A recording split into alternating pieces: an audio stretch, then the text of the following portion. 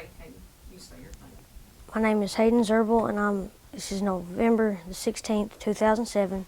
I'm interviewing Mr. Tommy Wofford at his house In Winter, Arkansas. in Winter, Arkansas.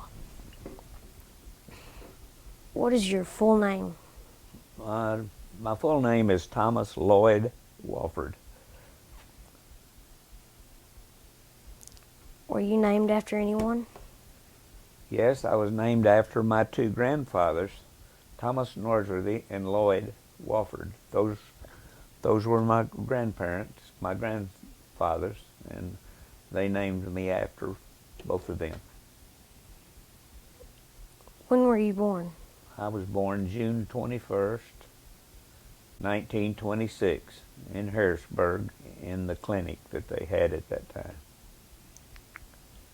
Did you ever have a nickname? Yes, I've got two nicknames. My dad called me Scat, and my mom called me Tinker, because I was always into something.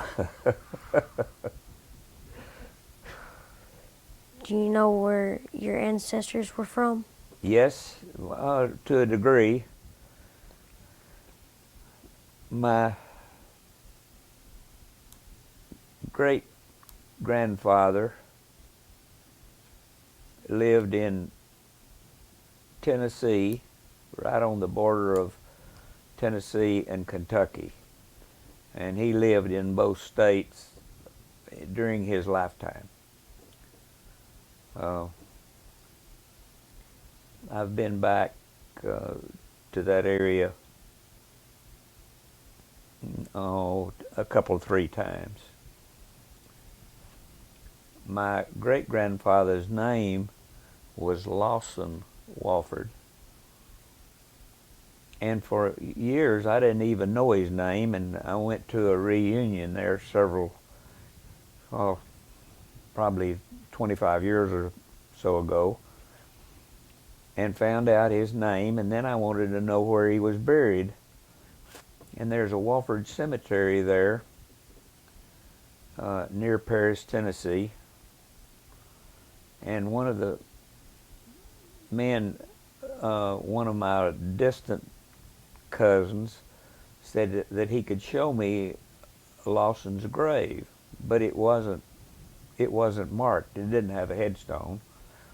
So we went to the cemetery, and he pointed out my grandfather's grave, a great-grandfather's grave, and he had been moved when they made Kentucky Lake. He had been buried in the area that would be covered with water, so he was moved from that place to the Wofford Cemetery. So I had a headstone and put a headstone at Lawson Wofford's grave. And that's been probably 20 years ago or 25, I don't remember when. I'd like you to tell me about your mom and dad. Where did they grow up? Well, my mom was born and raised in St. Charles, Arkansas, and my dad was born at Arkansas Post, or there close by. I'm not sure where he was born. But my dad worked for my mom's family.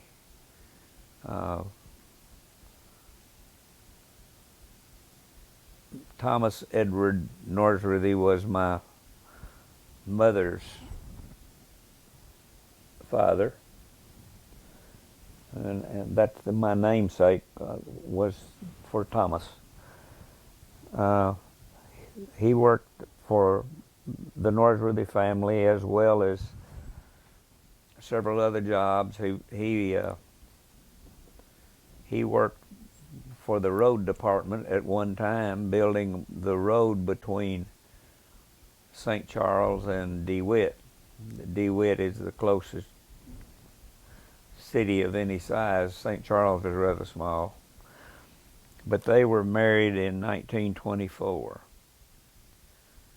My mom went to Harding, and at that time, 2 years was all it took to be a teacher.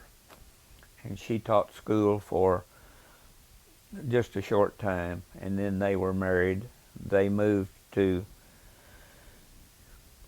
I don't know whether you know where Yukonah Crossing is or not. It's just south of Waldenburg, where you turn to go to Jack Knapple's. You know where Jack Knapple lives? Yes, sir. Well, on the other side of the road, they moved. I think they moved into that house there when they landed here in 1924, and I don't know at what time they migrated to Wiener, but in a short time after that, they came to Wiener. And Dad worked here as a farmer and as a rice miller. He did several things during his lifetime. My dad had very little formal education. He went through the 4th grade and he had to go to work. So he had a 4th grade education. However, he educated himself through study and reading after that. I always said my dad didn't have much formal education, but he had a doctorate in people. He knew people real well. Mom was a good supporter of his, and I had a happy home and a Christian home, and I'm proud of that. We from the time that I can barely remember, we went to church. I had to be sick not to miss church, I'll tell you for sure. And I'm thankful for that. They were very good to me. My mom and dad were so good to me, and they are the ones that gave me the start in business. And I've tried to uphold their beliefs in honesty and hard work. I'm thankful for my parents. Were your parents strict? At the time, Hayden, at the time, I thought that I was being mistreated. Nobody was as sorry for Tommy as Tommy. You know how that goes. But looking back, they never put any restrictions on me that wasn't good for me or to fit the rules of good behavior. And I tried not to give them too much trouble. However, I know they had headaches at times. But to say they were strict, not really. They didn't harass me in any form.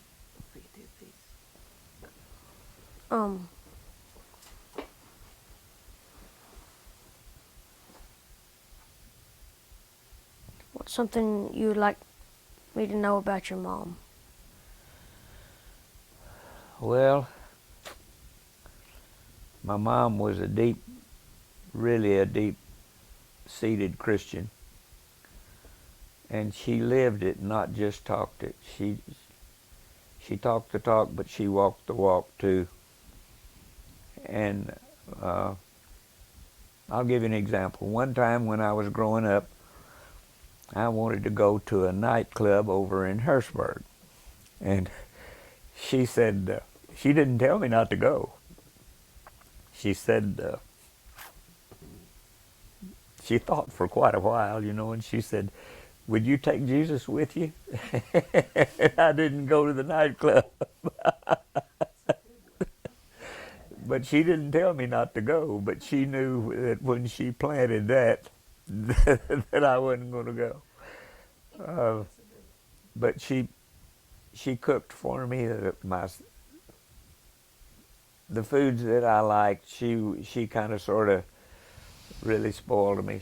She cooked the things that I liked, and uh, I thought in reality she wasn't the best cook in the world, but I thought it was the best.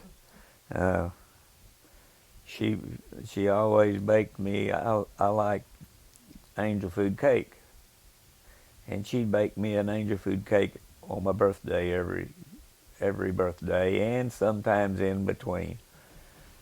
She'd do special things, and Mama worked hard. She kept her house clean and kept her clothes, and uh, she saw that I helped keep the yard neat, which I didn't like. But I couldn't ask for parents any better than my mom and my dad. They were great. What's something you would like me to know about your dad? Well, for a long time, Hayden, I didn't know whether my dad loved me or not. You know, he was pretty much a business, and but I always admired his honesty. And you talking about a hard worker.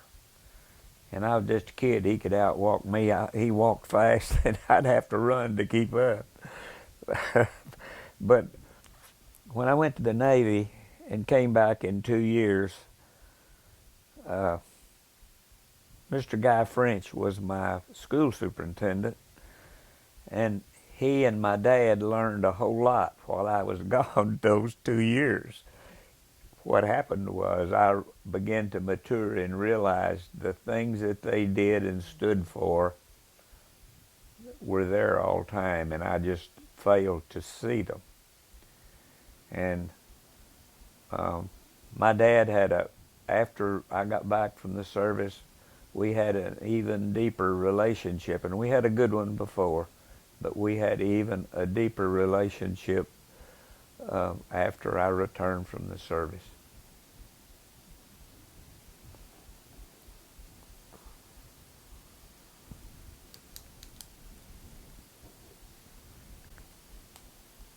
Were there any household rules around your house? Do what? Were there any household rules? Well, I had duties. We had a fireplace, and we used it for heat in the living room pretty much. We had another heater. We had an oil heater also, but my duty was to keep the wood for the fireplace and to take the ashes out, and I had to work in the yard in the summertime. I had several duties. You know, I can't remember right offhand, but I loved to hunt, and I'd always get my duties done in the morning before I went to school so I could hunt after school. Sometimes we'd get out at 2:30, and then I could get my gun and my dog and go quail hunting or squirrel hunting or whatever I wanted to do, but I had to have my duties first. If I didn't get the duties done, I didn't get to go hunting. That was a rule. And I don't remember, I had several things that I had to do. And Mom was always on me. The one thing she was on me about was my room. I had a room that was mine. And sometimes I wasn't too interested in keeping it all that neat. It was neat enough for me, but it wasn't neat enough for my mom. So once in a while I'd have a little house cleaning. You know, she'd say it's time to clean up the room, and that meant pick up my clothes and put my toys away or whatever was in there, you know. And but all in all, it was an easy life. I got along fine. What are some important things you learned from your parents? Well,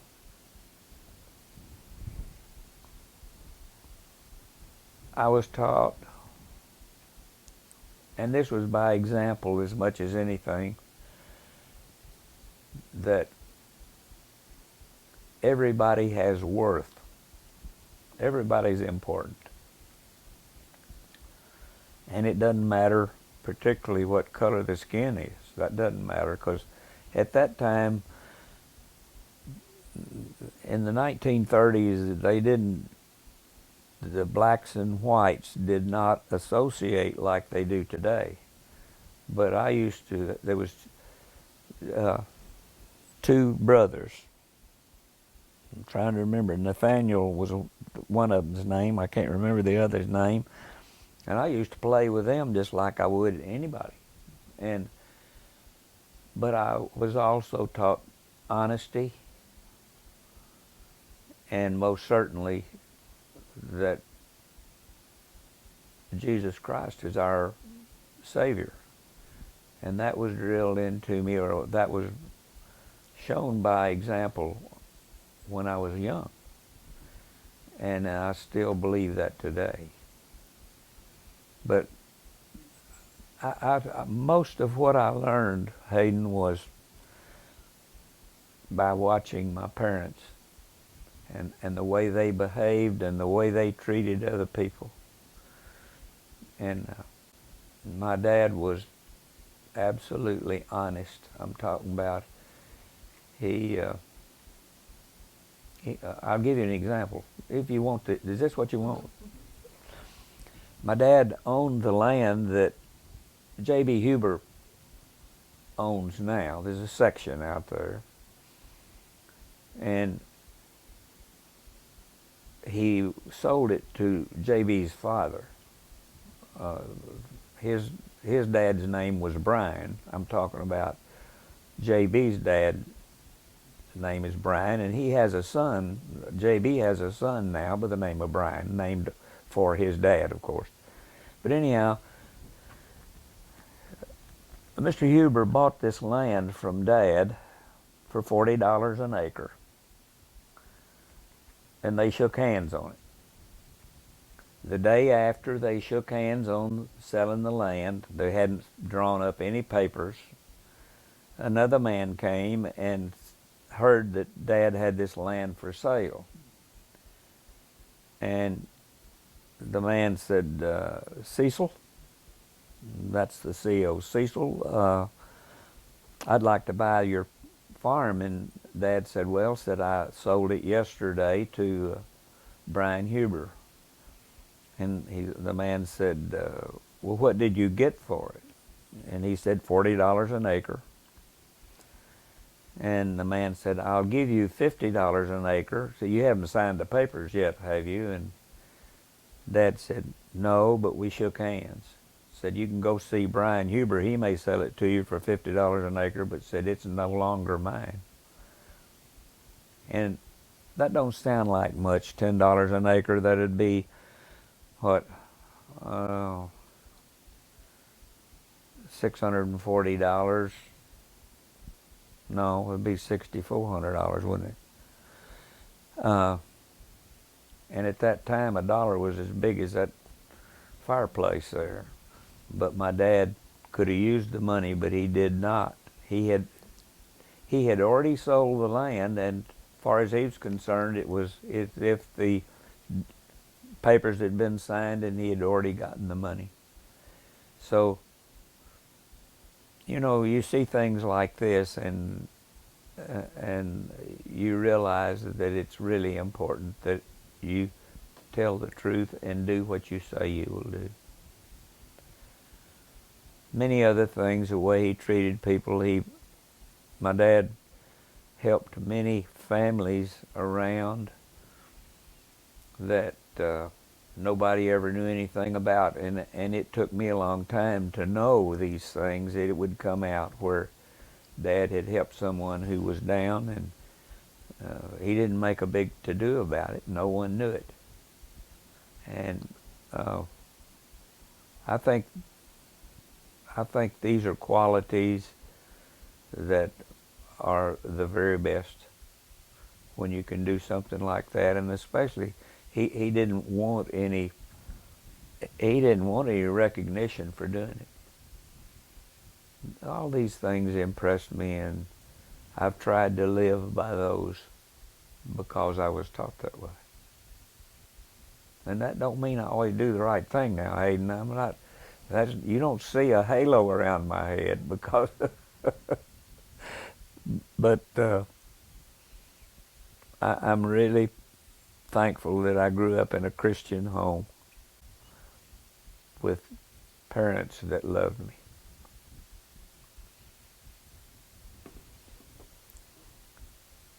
Tell me what you know about your grandparents on your mom's side.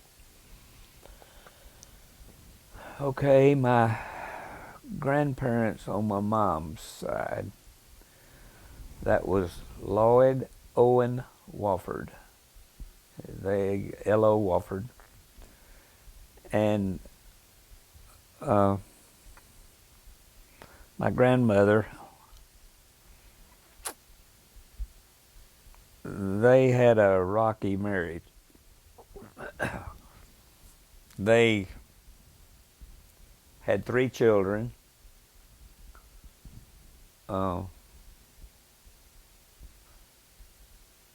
Clyde Wofford, better known as Jack, who was Dad's brother, and Onis, who was the girl. Dad was the oldest. Onis was the next, second, and then Jack or Clyde was the very youngest.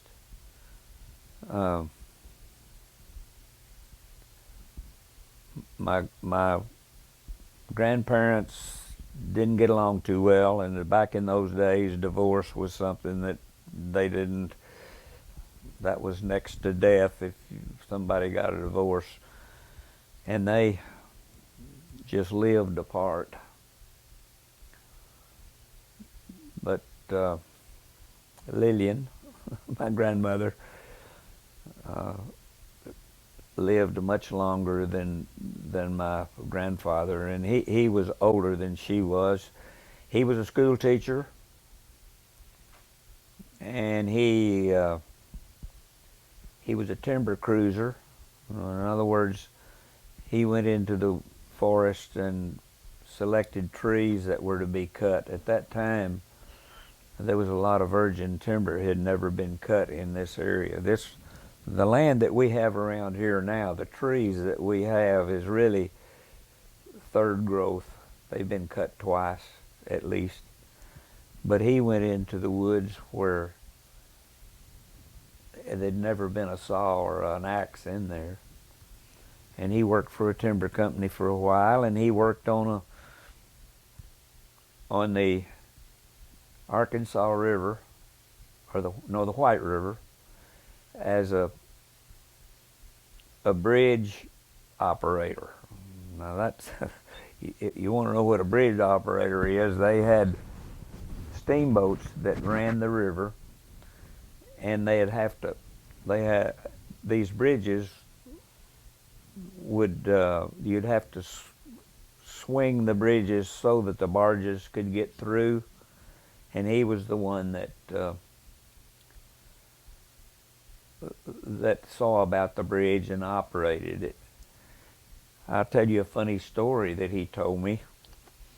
He knew the tugboat captains who run up down there would stop sometimes and visit with him, and he had one that was a special friend, and Granddad knew that the fellow was going to be there at that certain day, so there was a lady there, a neighbor, a man and woman and family lived real close to where he lived, and I think he just lived in a little shack right there by the bridge. But anyhow, he bought a apple pie from this woman, and so the captain was going to be there for for him to have a night meal, and Granddad served the man the meal, and he said, "Wait a minute," uh, said, wait just a minute, said, "I've got a pie in the oven," as if he had made the pie. And he went over and opened the oven and got the pie out, and the captain looked at him and told him, said, "That's a D-lie." He said, "You didn't bake that pie," and Granddad just laughed about that. That's one of the funny stories that he told me. Uh, my grandmother ran a boarding house in, uh, it wasn't DeWitt, it was Stuttgart. She lived in Stuttgart, and they were separated. Uh, and grandmother uh, had ran a boarding house and cooked for these people, And my grandmother was, well, I don't know how to put it without sounding bad. She was stern. You know what I mean? Like bad news. I didn't blame my granddad at all after I got to really know her, and I loved her because she was my grandmother. I can tell you a funny story about her. My dad built a little house for her, and she lived there alone. And for years she got along fine, but it got to where she was getting at the age where she couldn't remember things. She'd leave things on the stove and almost burn the house down a time or two, and we had to get people to stay with her. She was so harsh that she'd just run them off. She'd claim they were stealing, or they weren't working, or she'd have a reason to get rid of them. And my grandmother, by the way, had a green thumb. You know what that means? Is anything that she planted come out great. And there's a little old bitty patch of dirt right behind this house, and when I say a little old bitty patch of dirt, just about the size of this room. And she'd have me prepare it for her to plant a garden. And when whatever she planted was matured and we ate it, well, then she'd have me do it again. She'd raise 2 crops a year. She was really good at that, but she without saying it, she was mean. That's just about the only way you can put it. We're just talking, and I loved her. Don't misunderstand me. Finally, it got to the point where I run out of people that I could hire to stay with her. She'd run them off in less than a week. And so I called Onis, my aunt, and told her, I said, "I'm going to have to do something with grandmother." And she said, my dad was in Florida. My mom and dad owned a house down there, and he was in Florida with Mom. And she said, "Call Cecil." And I said, "I'm not going to call Cecil." I said, "When he left, he told me I was in charge. And he did this to keep from putting her." He knew that she needed to go in a nursing home, but he didn't want to put her in the nursing home, he himself. So I called Onis and told her that we were going to the nursing home, and she said, "Oh, you can't do that." I said, "Call Cecil." I said, "I'm not going to call Cecil." And I said, "Would you like me to bring her to North Little Rock and you take care of her?" "Oh, no, she didn't want to do that." I said, "Well, you've got some good nursing homes right there close. Why don't I bring her and you put her in a nursing home?" "Oh, no. And she said, "Don't you put her in a nursing home." And I said, "Well, if you want to see her in her house, you better come up here right away, because tomorrow Sally Ann, my wife, has already made the arrangements in Jonesboro." So the next day, Aunt Onis was here, and I loaded, kicking and screaming, I loaded grandmother in the car and took her to Jonesboro. And they don't let you go, Hayden, whenever you put someone like that in a nursing home, and especially one that's as objective as she was to going. They won't let you visit her for 2 weeks. And I went to visit her pretty regular. And she was always complaining. Food wasn't good, the people were mean, and the beds weren't comfortable, you know. I went one time at noon just to see, and she cleaned her plate. I ate everything but the flowers on the plate, but the food was terrible, you know. But I loved my grandmother, but I understood her. My grandfather was the type that everybody loved. He loved young people, and the kids around town here all spoke to him and would come up and hug him because he just loved kids. My grandfather died in 1947. He was 75 years old when he died. My grandmother died, let's see, it must have been in somewhere around 1985, somewhere along in there. But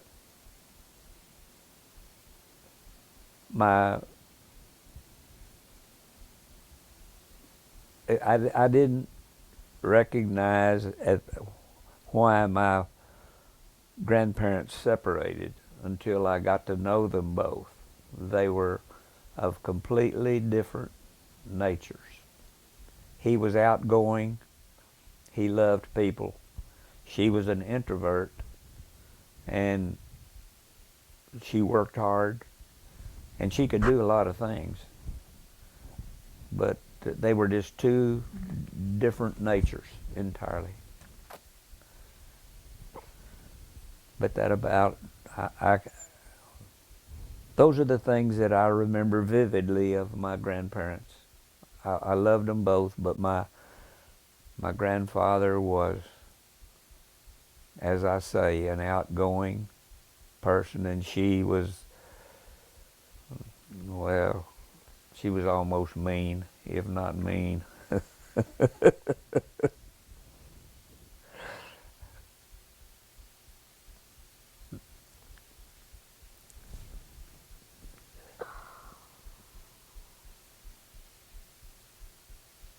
Do you remember what their house was like, your grandparents' house? Well, the house that I remember of my grandparents was the boarding house. It was a 2-story boarding house, and it was, at that time, Stuttgart wasn't as big as it is now, but it was an old house, and it wasn't too far from the center of town. I couldn't tell you the address, but I was there several times. I was just a kid, probably 10 years old or somewhere around there, and along in that age, whenever we went there, Grandma kept a real clean house, and she could cook. She was a good cook, and but everything was neat, and she was pretty selective, I think, about the people who stayed there. I do not know this to be true, but I assume that because she wouldn't put up with people who drank a lot and all this sort of stuff. But she had several boarders that stayed with her, and at that time, Hayden, boarding houses were kind of commonplace because there wasn't motels, and there wasn't many, and they couldn't afford to stay in hotels or motels either. A boarding house where they got 2 meals a day. They got breakfast and supper. The noon meal, because most everybody that stayed there worked. They'd have a job, and they'd get a breakfast and they would get a night meal. But thinking back on the house, it was, I can just remember that grandmother kept it neat, and that it was a 2-story house, and that's just about all I remember about it. How many kids did they have? 3. See, they had my father, my aunt, Onis, and my dad's brother, Clyde, Jack Wofford. His nickname was Jack. And if you know John Wofford, that was John Wofford's grandfather. Jack Wofford was. Buddy Wofford was Jack's son. Buddy's dead now. But that's John Wofford's father. But Onis did not have any children. She was married, but she didn't have any children.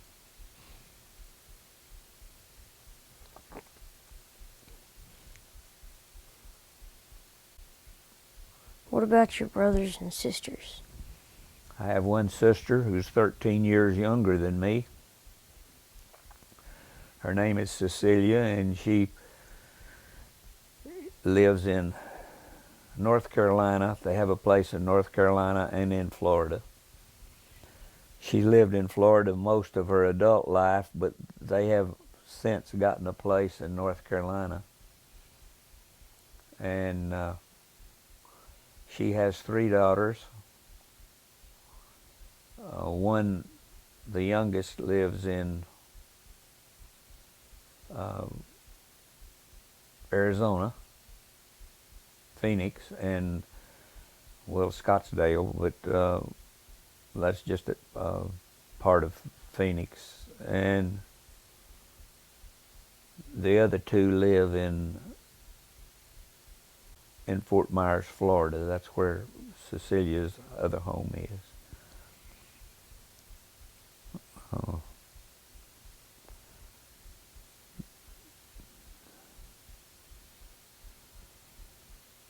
My sister and I are very close.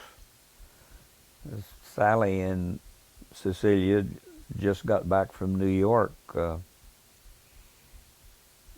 last Sunday. They go to see the Broadway plays, and of course they always do some shopping, Hayden. Anytime when you get married, and you will, and your wife will go places and she will shop. I can tell you that. That's the nature of the breed, I'll tell you for sure. But they get along fine, and my sister, I love her very much. I don't get to see her as much as I'd like to, but we have quality time together when we are together. And that one sister is all I have. I have no brothers.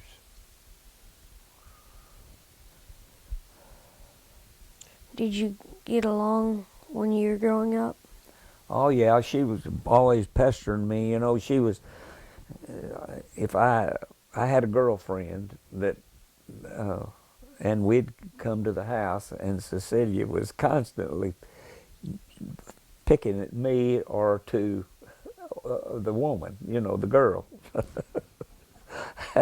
And she used to build model airplanes, and I had to be careful where I left them. I remember one time I had just finished the model, and I was proud of it. That was the balsa wood models that you cover with the paper, you know, and I had it sitting on a table, kind of like this, but the wing was sticking out over the edge of the table. She toddled by and reached up and and crushed my new airplane. Oh, I got mad, and my dad said, that's all right. Said, you've got a bunch of them, so don't worry about that one. And I didn't get any sympathy from him at all, but we got along fine. and uh, she really grew up in Fort Myers. I'm talking about after, I don't know how old she was when they moved, but my dad would go down there and spend as much time as he could with them. Mom had a strep throat, and in the wintertime she just couldn't get out. She was sick all the time, and they went down, and Mom got along fine down there, and they rented a place for a couple of years to see whether or not they were going to like living there, and how Mom was going to do. And she just got along so much better. They bought a home, and that's where Cecilia grew up, was there. She married a fine man that was in school at the same time she was, and they come once a year. They come and spend about a week or 10 days with us, and we go somewhere. We go to Branson, Missouri, and just have a good time. We get along great. What did you do together for fun? When you were young. Huh? When you were young, when you were kids. Oh, there was so much age difference.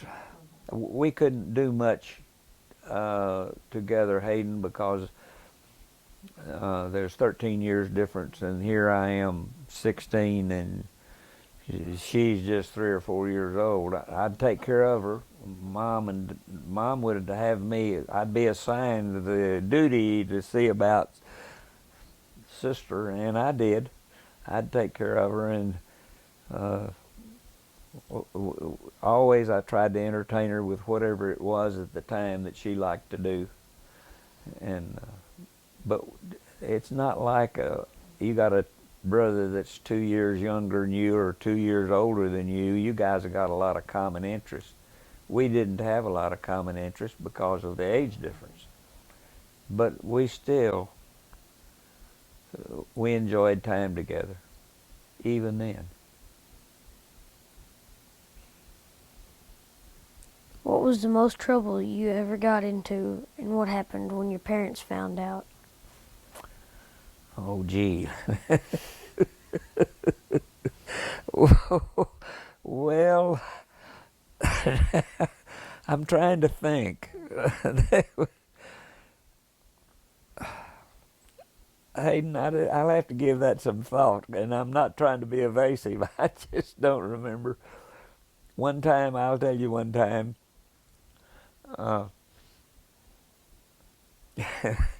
my dad, we never had any alcohol in the house, but someone had given Dad a bottle of whiskey, and so I run around with a guy who liked to drink, and so I snuck that bottle of whiskey out, and of course I tasted it too. Now I'm not, my halo's not on, but they got to looking for that bottle of whiskey, and we had at that time, there was a black couple that lived above our garage. There's a loft above the garage there where the Hogue girl lives now, that rock house there, going to school. And I heard Mom and Dad talking about it, and Percy was the man's name, and he was pretty bad to drink, and Dad said, well, I guess Percy got that bottle of whiskey, and Mom said nobody else could have gotten it. So, boy, I felt bad, and so I said, no. I said, Percy didn't get the bottle of whiskey. I said, I did. And I didn't get a thumping, but I got a talking to like you wouldn't believe. But I couldn't stand to let him take the punishment from me. When I was younger, before our house burned,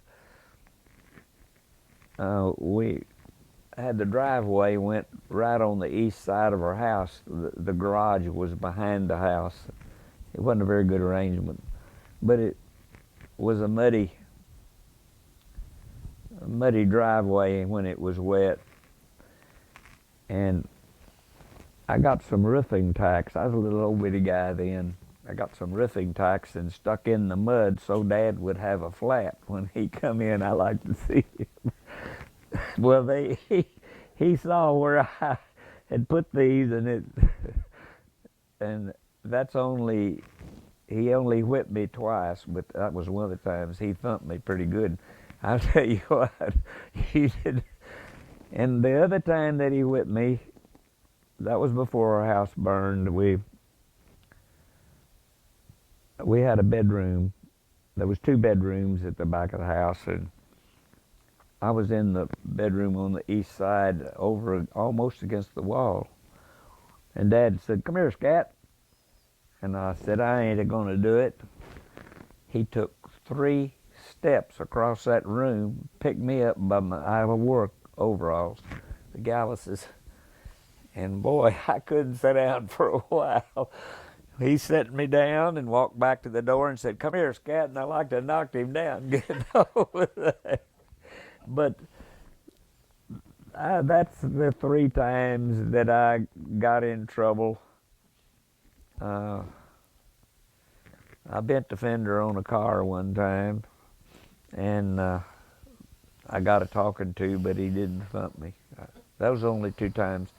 Now, Mom, there was a little willow tree right out in our backyard, and it never did grow much because she kept the limbs pulled off of that switching me. She found out she could switch me, but I really, all in all, that all worked out pretty good, Hayden. I had a good time. At the time, I thought I was being mistreated. You know how that is. But it was good. Growing up was good. Were there cousins or friends you played with? Well, my cousin lived far enough away at first, and then when I got up big enough to drive a tractor, I used to go and live with them during planting season, or when we could work, you know. I drove a tractor out there, and I shocked wheat, oats a time or 2, and did farm work, and I really enjoyed staying with my cousins. I had, let's see, there was 4 girls and Buddy. There was 5 kids, and Ione was the oldest girl, and she and I became really good friends. We were near the same age, and Buddy and, well, the 3 of us really had a good friendship. We got along fine. The kids I played with in this area was Herbert Bodell and O.A. Ford, and a MoMA boy. What was his name? Bubba Momi. Was that his? I can't remember. And then there was the Van Sickle girl, and Clarice Phipps, but she didn't really. Her interests were entirely different. I don't even know whatever happened to her. She was a very intelligent girl, and here I was interested in hunting and flying and that sort of thing, and she was more interested in the theater and this sort of thing. We didn't play together much. Some, but not much.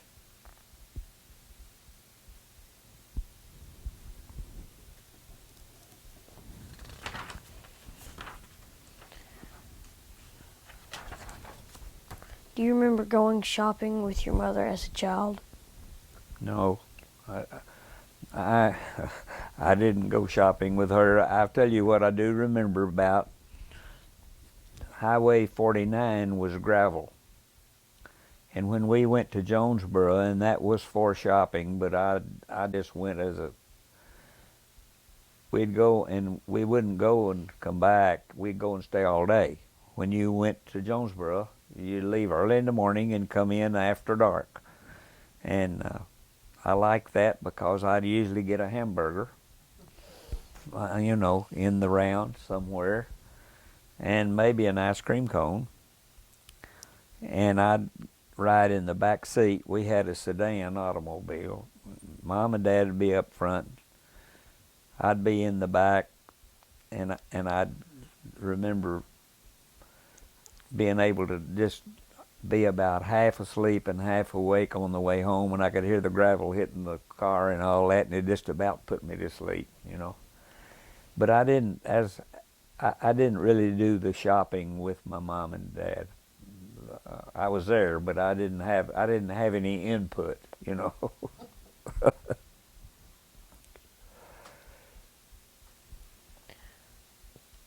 What were the stores like?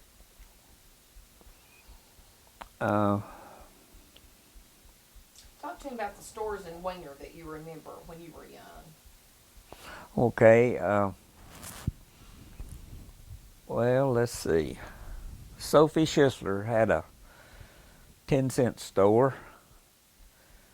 It was in the area of where the city hall is now.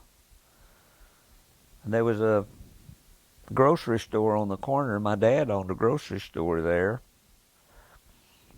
And Leroy Bryant had a drugstore. Brother D. Good, Lester D. Good, had a grocery store on the other end of that block.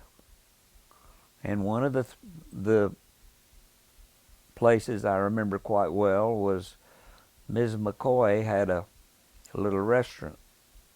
That little building, and I'm not sure if that's the same building, but it was about that size. A little building at the end of the block when you pass the post office now, belongs to Arthur and Peggy Booth. She had a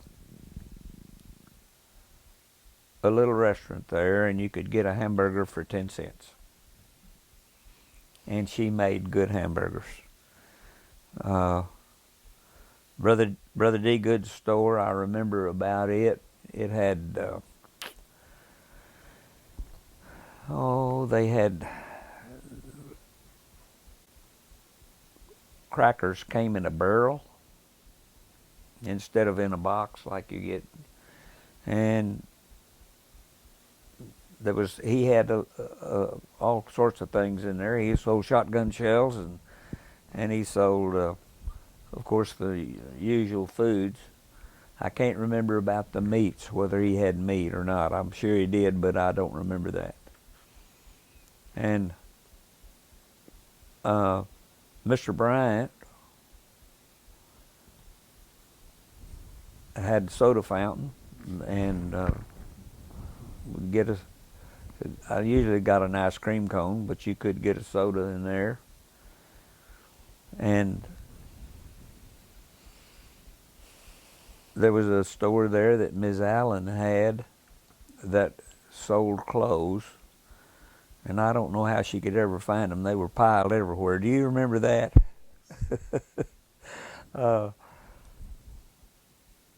But I don't know. I thought everybody lived that way at that time, Hayden. I didn't know there was anything any different than that. But you could get a lot of things here in town, and they were always reasonably priced. You didn't pay a big high price for anything.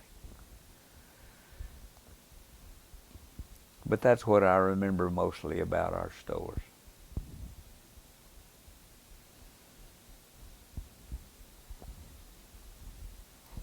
kinds of things would your mother usually buy? Do what? What kinds of things would your mother usually buy? Well, she just bought the staple things. We had. You're talking about food, or? Just, I guess, Well, anything, really. At that time, Hayden, it's not like today. We bought the things that we needed.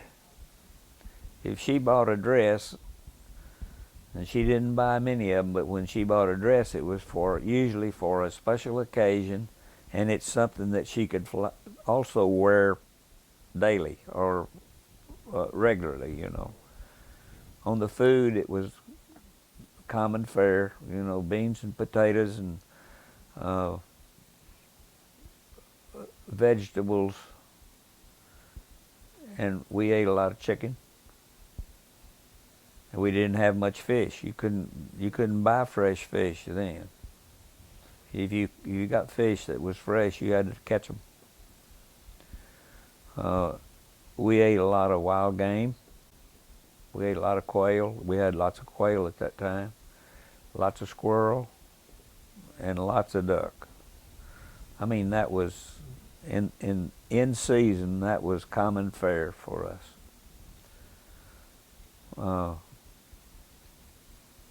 But we didn't buy furniture. When we bought a piece of furniture, it was after a chair fell down and you couldn't repair it.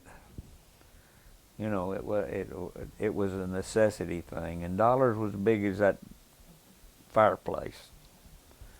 I remember the first time I worked that I got paid for. You know, Frances Cahoon, who was our postmistress here for years, her father asked me to shock rice for him one time.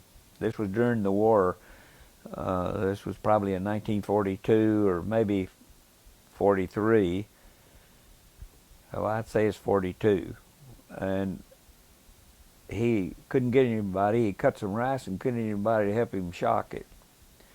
And he saw me uptown and he said, would you like a job? And I said, well, yes, Mr. Court. What do you want me to do? He said, shock rice. And I said, well, I've had some experience at that. I'll be glad to. And so he picked me up. I didn't have any transportation. All I had was a bicycle, but the farm was 5 miles up there. So he picked me up. It was on Saturday, and he picked me up that morning, and we shocked rice all day. And I figured he'd give me $1. We didn't talk about the price, but he gave me $2.50, and I could not believe I was the richest kid in town. I had $2.50. That gives you some idea, put it in perspective of how much things have changed till now. Okay. Did you get to buy anything when you would go to the store? I was on, for my chores, I was on an allowance of 25 cents a week, and boy, that was a lot of money. And I was very careful how I spent that 2 bits. But you just, when you don't have money, you just don't spend it, you know. And my folks weren't rich. But we weren't poor. There wasn't anybody in town really poor. Everybody's about the same. Somebody got a new car, you were proud for them. You wasn't jealous. You were proud that they had the new car, and you hoped you'd get a ride in it. And most generally, you would if you'd ask for it. I had an old bicycle. This is off the subject, but I had an old bicycle that I bought secondhand. My dad. And I bet you there was 15 kids learned to ride a bicycle. And finally it got bent around so bad that they worked on it enough times that Dad decided it was better just to buy me a new one. I got a new bicycle. every kid in town rode my new bicycle, and I was glad that they did. We were proud of it, you know. Uh, but I remember that vividly. Did you ever have any family pets? Yes, we always had dogs. We had At that time there were a lot of quail in the country, and we had a bird dog all the time.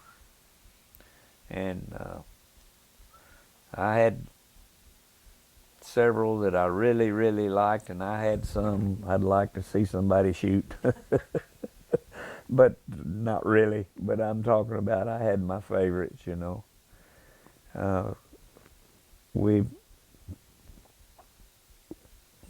but we always had a dog, and I was allowed to have a dog, but I had to see about him. I mean, they didn't take care of him; I had to.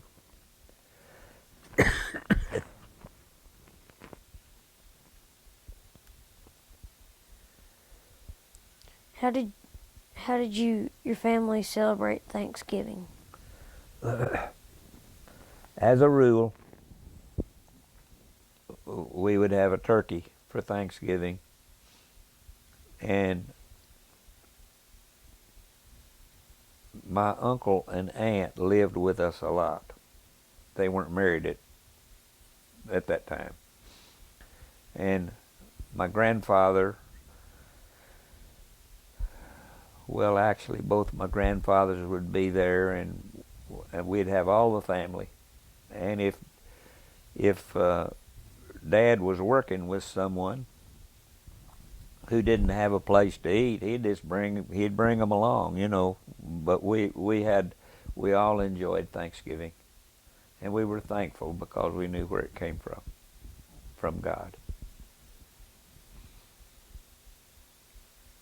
What do you remember doing on Halloween? That's one of the times I almost got in trouble. There was a lot of outdoor privies at that time, and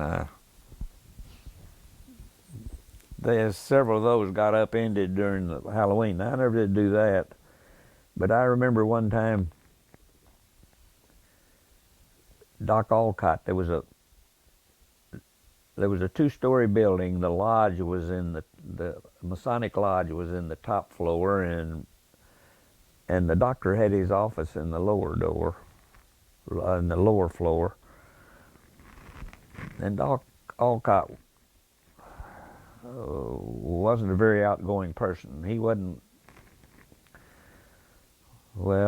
as well liked as I would want to be.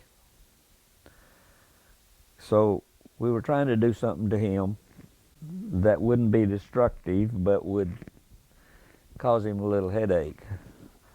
So at that time, everybody had a wood stove, and he had his wood pile right by the side of the house of his office.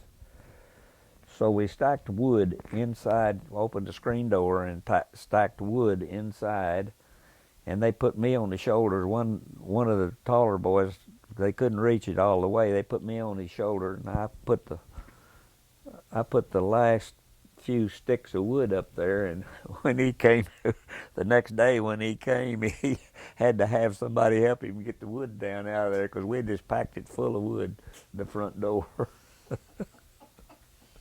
But we didn't do anything really destructive. We used to soap windows. That was a common practice. Car windows, we'd go by and there's a car that was sitting there without any soap on the windows. Well, we felt sure that it ought to have some. And we'd take P&G soap and it wasn't anything destructive really. But you didn't have to worry about, there wasn't any trick-or-treating as such. Nobody had enough money to buy the candy, so we...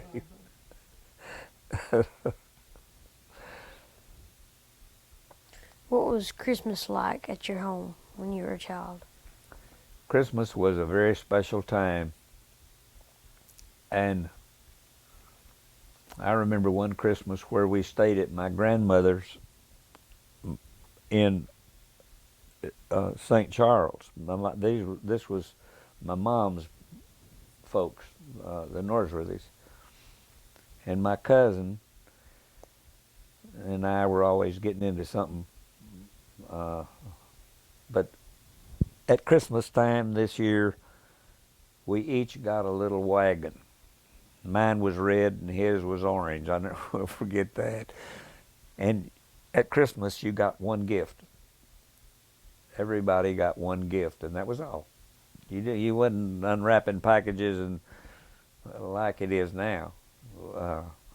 And we had as much fun. I would run the wheels off of my red wagon, you know.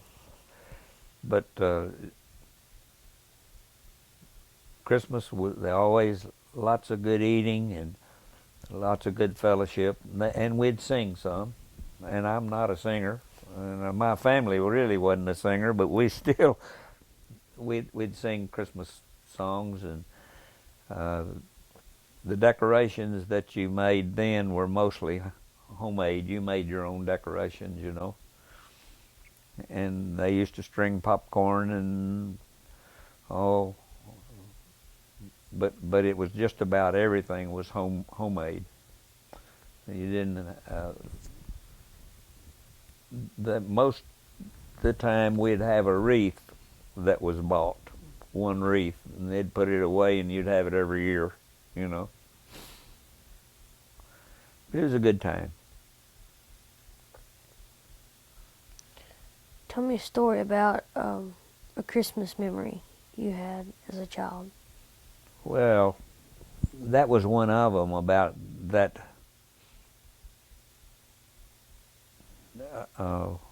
I can't think of any special time except I remember that one because I was so happy to get that little red wagon.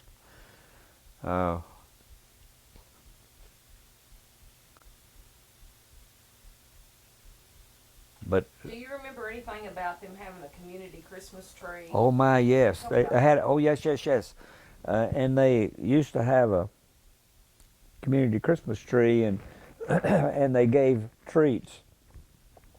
They had a little sack with an apple and an orange and hard candy, and all the kids would, and this happened. They used to have this, as best I remember. They used to have this in the at the school, and they would give out these sacks, and kids had come from everywhere in around close to Wiener to get their sack of candy and their sack of fruit, and there was it was a Christmas tree, and I've forgotten. But I'm glad you mentioned that. There was it was a community Christmas tree.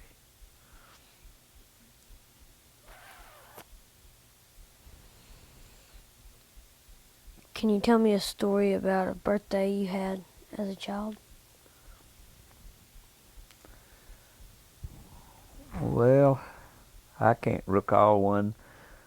I always got some kind of gift at birthday time. It wouldn't, and I always got a angel food cake. I remember the angel food cakes more than I remember remember the gifts. Not any particular one. I can't remember one. One doesn't stick in my mind. Outstanding. I enjoyed them, and my folks always had something for me at my birthday.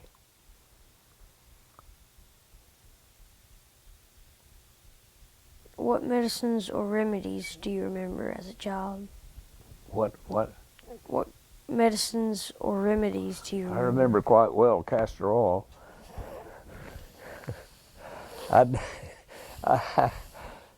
You didn't say you were sick unless you were really sick, Hayden, because if Mom suspected that I was putting on, I got a dose of castor oil. I don't know whether you ever took castor oil or not, but if you have, you'll think twice about it. Was bad news, I'll tell you. Uh, I remember I had the things in the medical line that I remember was I had a rabid dog bite me one time, and they give those shots for rabies, and you had to take them 14 days straight, as best I remember. And they give them, some of them you shot in your stomach and part of them in your shoulder. Uh, I remember that quite well.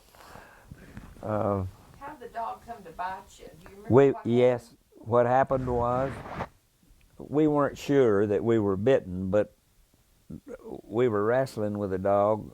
We were at Miss Leela's house, and they had a porch there, and this dog was on the porch, and James and I were both playing with the dog, and the dog got kind of rough with us. And I wasn't sure that I had the skin broken, and James wasn't either. But the dog went mad, and they got to thinking back about it that we had been fooling with that dog, and so the doctor recommended that we take the shots. And they give some of them in the arm and some of them in the stomach, and well, all they do is just pull the skin up, but the shots still hurt.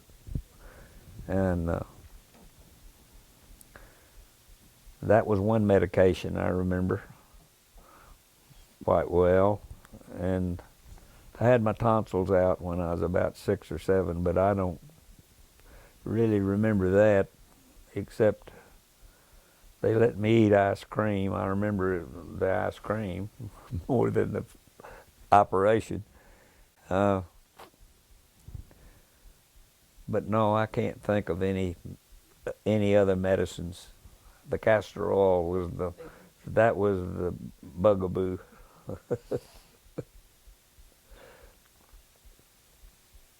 Can you remember a time when you or someone else in your family was very sick or hurt? Yes, I remember my father had indolent fever, and at that time they didn't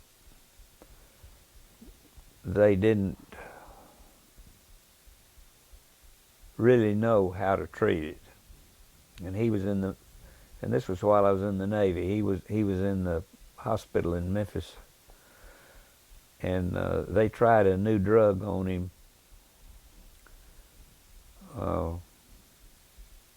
That worked, by the way,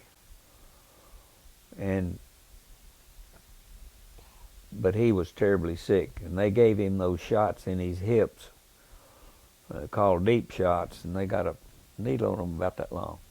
I'd say about 3 or 4 inches long, and they put that, it was penicillin's what it amounted to be, but it was the forerunner of penicillin. I don't know was that what they called it or not, but I know I'd go to see my dad. I was stationed in Memphis, and I'd go see him about every day, and he didn't like the food they had in the hospital, so I'd go by the chicken place, fried chicken, and I'd get 2 boxes, and he and I'd eat supper together while he was in the hospital. But I was worried about him at that time. He wasn't worried, but I was, and my grandfather was really worried. He was really worried about him, and but he was afraid he was going to die. And I got on Grandpa for talking that way because Mom stayed upset all the time. But he survived, and when he came out of there, he was down for several weeks, and when he came out, well, he recovered and everything got good. That's the worst thing that I remember that we had in our immediate family.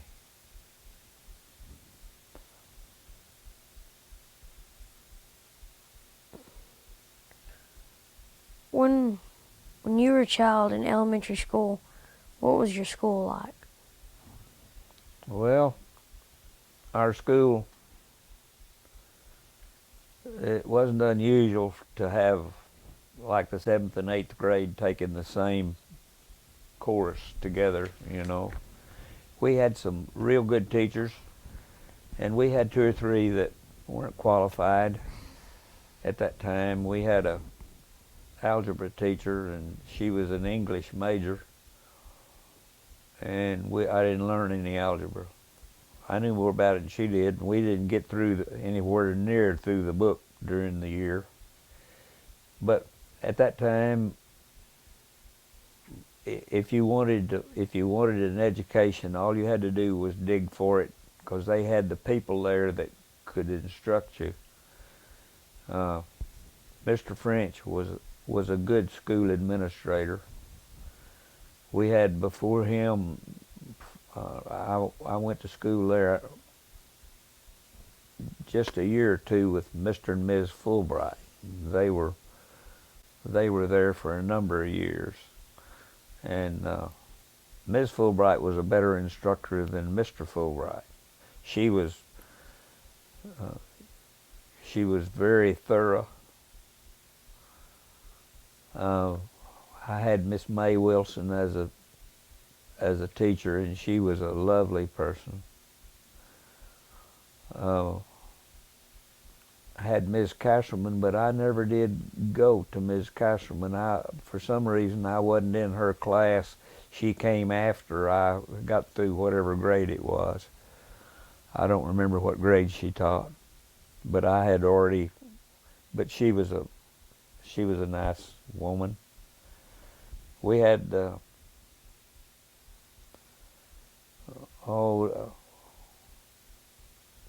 I thought it was a good school, and I still think Weiner High is a good school.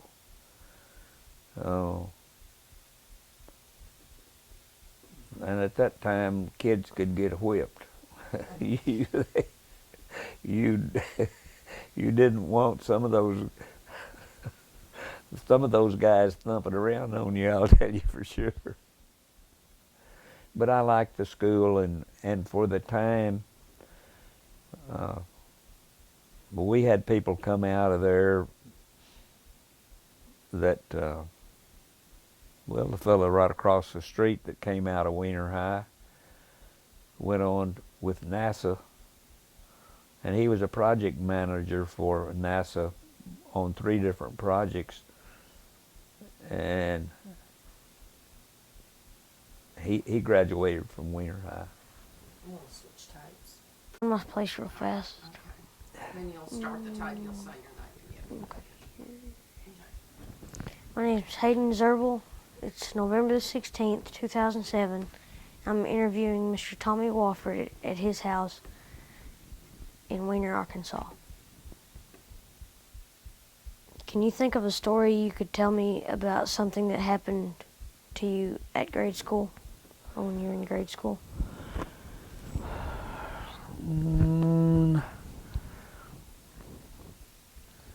I don't know anything that would be of an academic nature. We don't want anything of an academic nature, do we? I was playing baseball, and I slid into second base and twisted my knee, and I got to stay out of school for about a week. I burst the little sac that lubricates your kneecap. I always loved baseball after that. It kept me out of school for a week. But I can't think of anything. I remember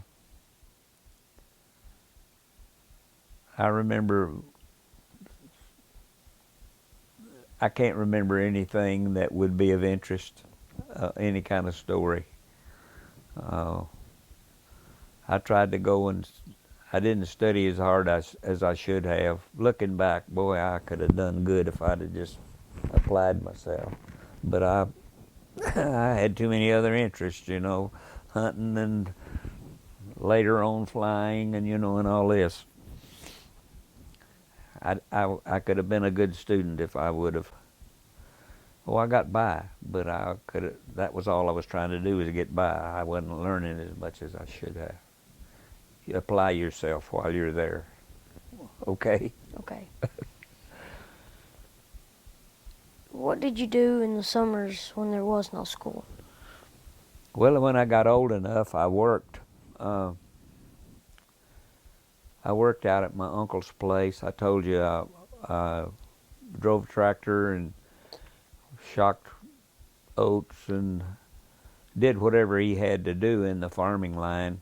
I worked there, and then I worked at the John Deere place when I got a little bit older. But we'd take a vacation sometimes, and I always enjoyed those. But most of the time I worked in the summers at some job, whatever it was. What kinds of toys do you remember playing with when you were a child? Model airplanes. I built model airplanes. Well, I guess I was about 12 years old whenever I started building models.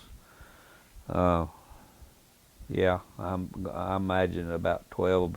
And of course, I mentioned the story about the little red wagon. I remember it so vividly because I enjoyed it, and I wore the wheels plumb off of it. But most of the toys that I played with was airplanes, model airplanes. You could buy a model airplane. I believe you could buy the model airplane for maybe it was 25 cents, the model cost. And then you'd have to have the glue, and that cost a dime. And you'd have 35 cents involved in I got to where I could build one in about 6 or 8 hours, complete from the time I got it till you have to let it dry and all that, the glue dry and all. Yeah, 6 hours probably. But that was the primary toy,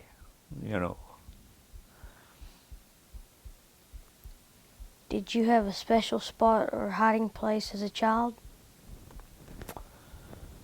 No, I didn't. I really did not have a special place.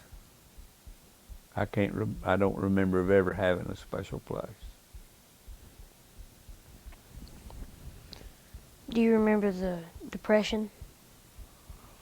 Well, yeah, I grew up in the Depression, and I didn't realize that we were not wealthy. Everybody was the same. Just about everybody was struggling just to make a living, and that was, I grew up while all this was going on, and I thought that was that was natural, So it wasn't bad to me. Not really. I don't feel cheated in any way by the Depression. In fact, it kind of strengthened you. You had to make do with what you had.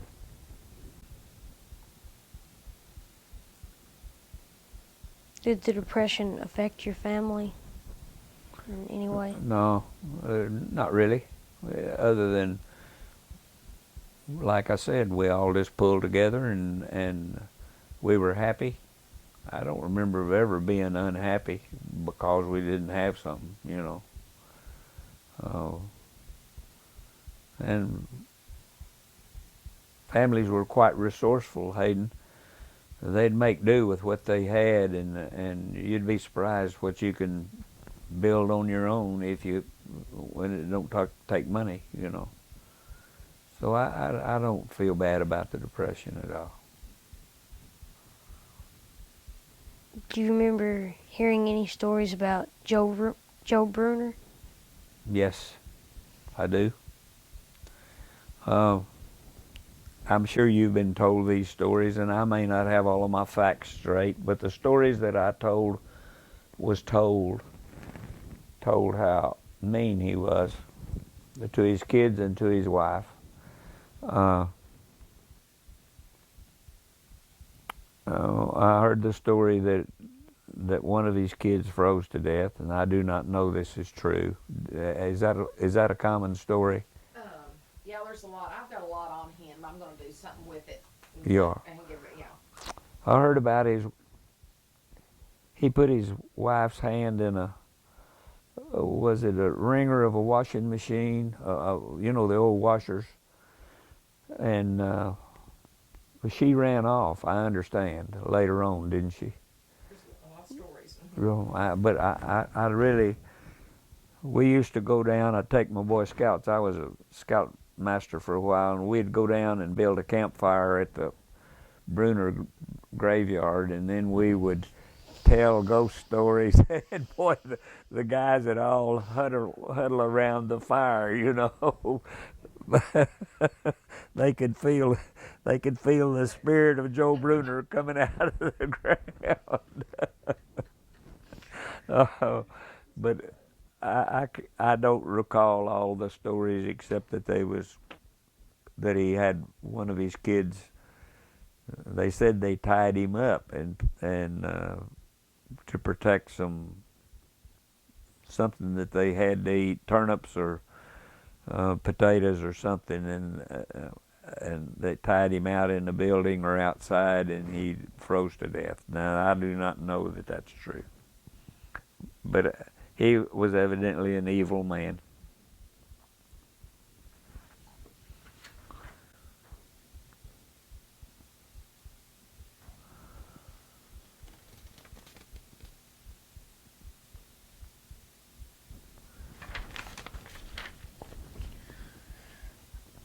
I'd like to ask you about your social life when you were a teenager. Oh, no, I had a girlfriend that had a bad case of puppy love. She did too. Her name was Winifred Craig, and her father was the coach and the FFA teacher, and we dated for quite a while, and we'd go to the movie in Jonesboro, and you'd never go just the two of you because we couldn't afford it. We'd have to all go together and buy the gas for the car. And the gas, by the way, was 28 cents a gallon. You know, it was kind of high priced. But we'd go to the movie. We'd be a certain movie we'd want to see, and we'd save up our nickels and dimes. And we'd tell the girls that they could have a sack of popcorn in the movie or a Coke afterwards. But they couldn't have both because we didn't have that much money. And that's the truth, Hayden. But we'd go to a movie, and there'd always be at least 6 of us, and sometimes 8. The kids couldn't get any trouble in because there was too many people around, you know. But we had a good time, and sometimes we'd just drive around like on Sunday afternoon if we had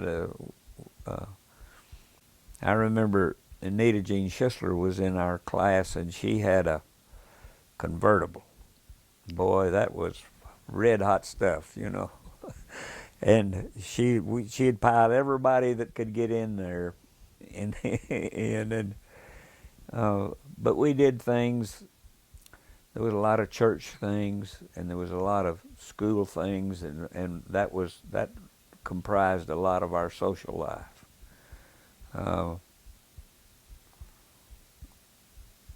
I remember one time there was something going on in Paragould, and there was 6 of us in her car, and I was driving. Anita Jean was nice, but she had a temper like you wouldn't believe, and she got mad. She got mad at somebody in the car, and she said, "Stop," and I stopped the car. She said, "All you guys get out." said, I'm going to go home by myself. And I said, Nita Jean, you can't do that. She said, get out. I said, I'm not going to get out. I said, I'm going to drive. And she said, all right. So everything calmed down. But we had gone to Paragoula for something. There was something going on. I don't remember what it was. But we had a lot of fun. And it was a fun time growing up. And along about the time that I was a junior, well, really a sophomore and a junior, the war was going on. World War II was going on, and we were all concerned about that. And that kind of sort of put a somber attitude to things that we did, because we were really worried. You know, we had so many men from here, and we lost several of them that were in the service, and that worked on everybody, preyed on their mind about these people that were in harm's way, and it didn't keep us from having a good time, but it was always there. You always kind of sort of at the back of your mind, you know. What were some of the most fun or wildest things you and your friends did? I'm afraid I was pretty much a ho-hum guy. I don't know. I can't think of anything right offhand that would make you laugh or make you gasp, really. Oh, me.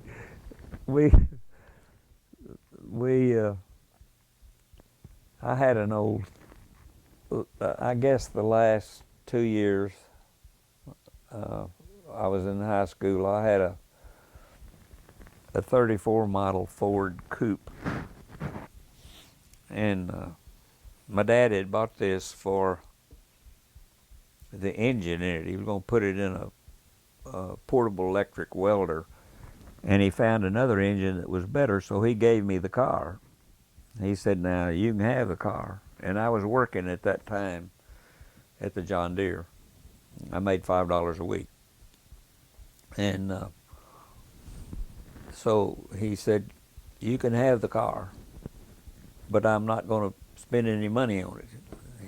He didn't figure I could get it to running, but I took all my $5 that I got and worked on the engine and rebuilt the front end, because it didn't have a title to it, so I couldn't get a license for it. And he didn't get the title when he bought the car, because he didn't intend to use it, you know. And there wasn't a tire on it that didn't have at least 1 or 2 boots in it. And going to Jonesboro in it, you'd always have at least one flat. I had a tire pump and some coal patching. I don't know whether you know what coal patching is or not. Had inner tubes. You get a hole in it. You rub the rubber up to where it was rough. Put the patch itself on with some glue, and then you pumped it up with a tire pump. I was quite proficient at that because I had to be. But I drove that and had a lot of fun with it. A lot of kids rode in it. It had a rumble seat. You know what a rumble seat is?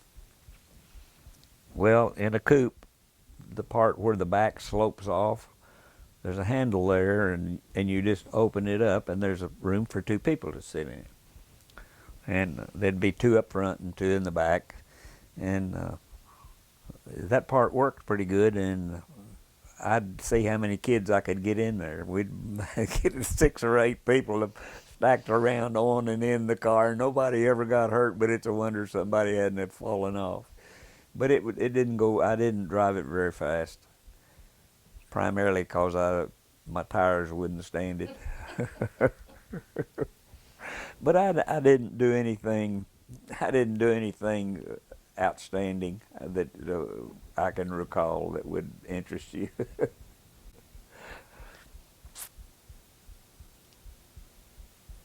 Did you have a curfew? A curfew? I sure did. The curfew started at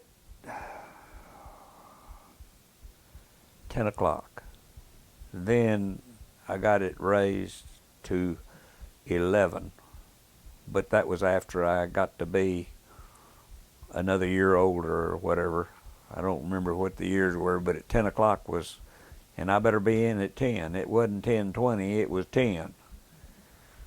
And I golly, I made sure I was in by 10, because if I didn't, the punishment was you were just grounded for an indefinite time. They had decided how long the punishment ought to last, and you didn't argue with them about it.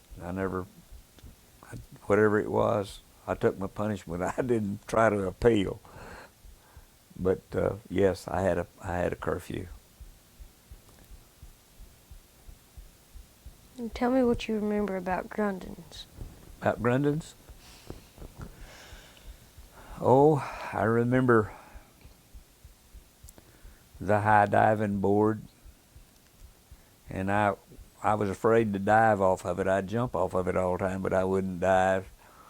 I remember the screen house, and they sold burgers and cold drinks there. And I remember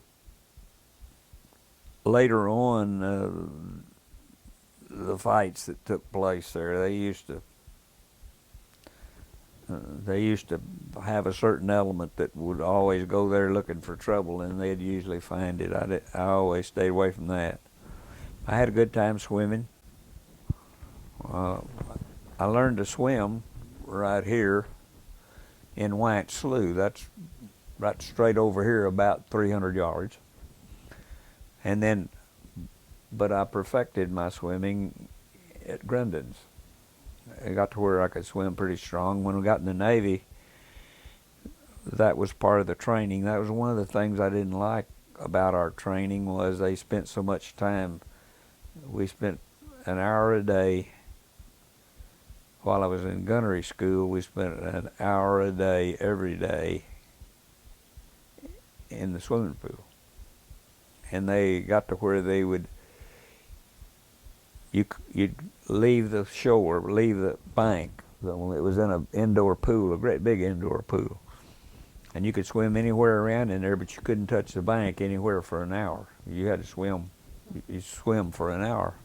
It got to where it wasn't any problem, but I just didn't like it, you know. And that turned me against swimming, because I had to do it. But I don't know. I haven't, since I've hurt my arm, I haven't been swimming since then, and I don't know how I get along now. I've torn a rotator cuff. It's pretty bad. And I've had it repaired, but I can't raise my arm very high, my right arm.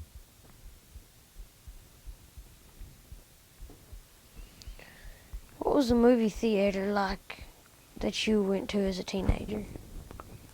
Strand Theater in Jonesboro. And they had the popcorn up front, and you could go to the balcony if you wanted to sit there, but I usually sat down in the main part. And if there was a lot of talking or somebody was rowdy, the manager would come down and tell everybody to quieten down, you know. But it's all black and white movies, and I always would get so involved with them, you know. I was taking part. I was helping them. but didn't get to go very often, but I really enjoyed the movies, and I still do.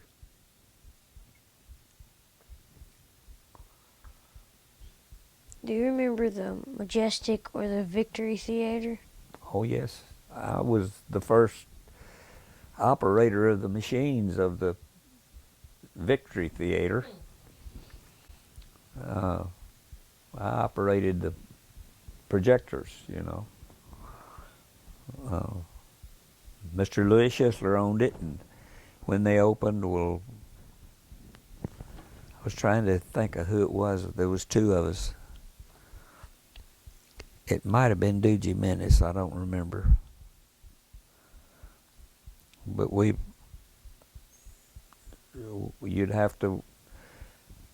you'd get a signal about when it was about time to switch machines. You see, you had two machines, and what you'd do is there'd be a little thing come up on the screen and to alert you that it's going to be in so many minutes or seconds or whatever. You'd have to switch from one machine to the other. And we took pride in trying to make it as smooth as we could. But I remember the theater quite well.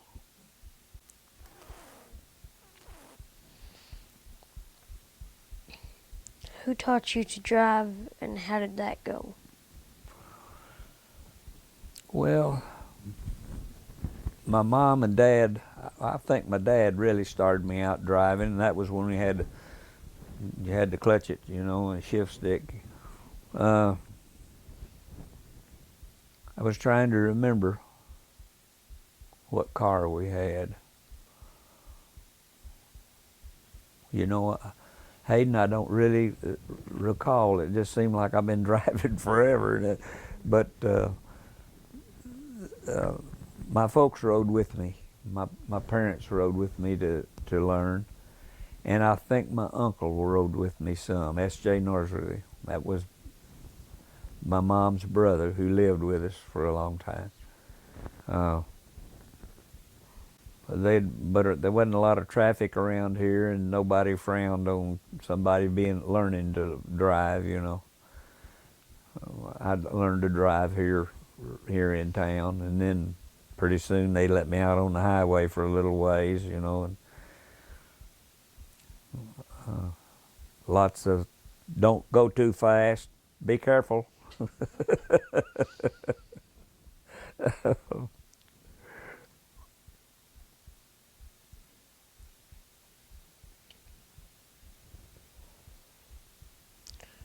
Tell me what you remember about the first car you owned.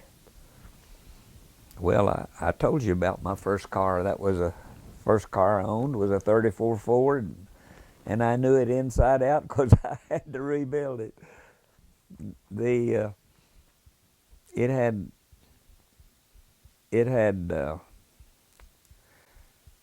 didn't have hydraulic brakes. It had mechanical brakes, and it would sort of stop you, sort of. They weren't the best brakes, and you almost learned to drive without brakes because they weren't real good. What were mechanical brakes? Well, on a hydraulic brakes, you actuate a cylinder that puts hydraulic fluid to pucks that hold against a disc. Well, these had a shoe in them. And what the mechanical brakes did was you push on it and it would actuate an arm that pushed the shoes out on the brake drum. It had a drum rather than a disc. And that slowed you down. And they worked, but you had to push on them pretty hard, and they weren't nearly like hydraulic brakes. And spindle bolts and bushings, I had to replace those. They were the parts that kept your wheels upright. They'd get worn and they'd want to lay down, And I replaced those and rebuilt the engine, and I don't remember what else. I worked on it all summer, but I remember quite well. And I named it Zulu. I don't know where the name come from. Do you have a picture of that car? I looked through all my pictures. I didn't look through all of them, but I didn't find a picture of the car, and I've got one somewhere, but I don't know.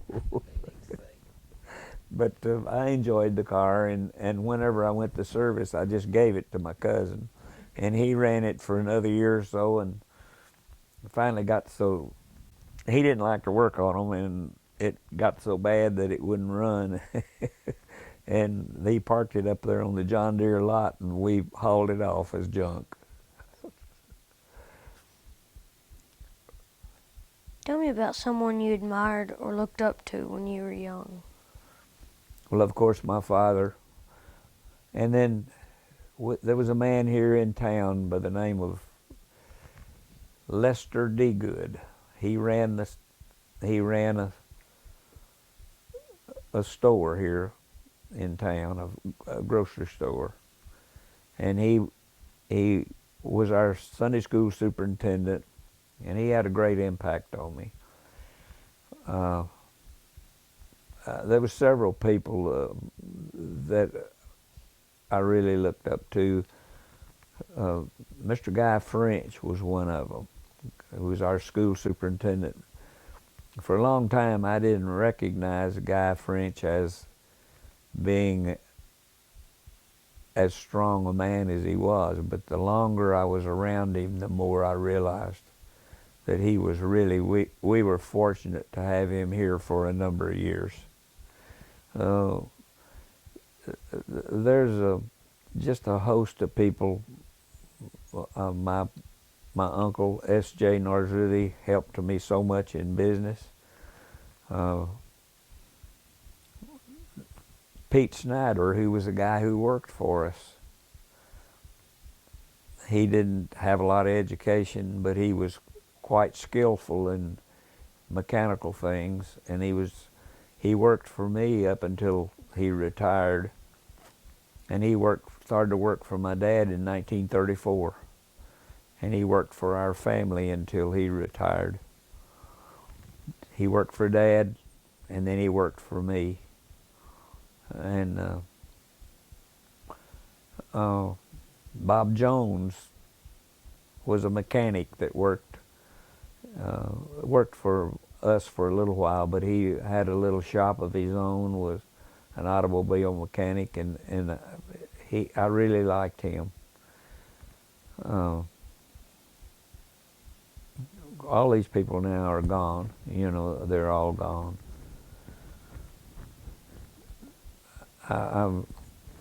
My father-in-law, Paul McGahee, was quite an influence later. I really admired him. He was a hard worker and a good, honest man.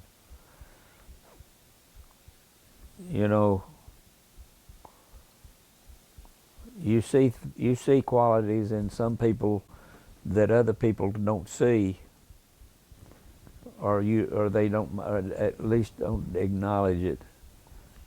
And everybody has worth, everybody. And if you look for the good things, Hayden, all of us have got faults, but you look for the good things and you'll enjoy life a lot more. There's some people that are regular scoundrels about some things, but they are quite skillful at others. But I can't name all of them. Willard Haney was a guy who worked for us, and he later farmed, and he built this house right here next to us over here. We were good friends, and I admired him because he was a good farmer, and he learned that. He got with Mr. Kraft, W.L. Kraft. I liked Mr. W.L. Kraft. There's so many people that entered into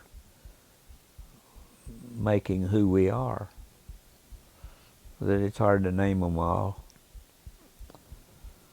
Dr. George Coors in Memphis was my doctor, but he's also my good friend, and he influenced me a lot.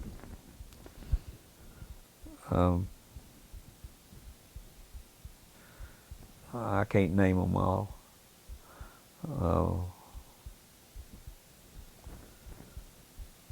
I've had so many good people work for me, and they contributed to our success in the business, which without them we wouldn't have it, you know.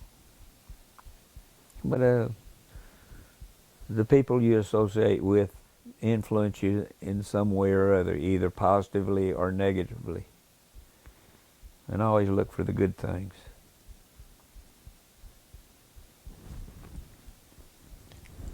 Tell me about something you have that has been passed down through your family. Do what now? Something that's been passed on to our family? Yes, sir. Something's been passed down. Read the whole thing again to him. Tell me about something you have that has been passed down through your family other than photographs that means a lot to you. Well, let's see.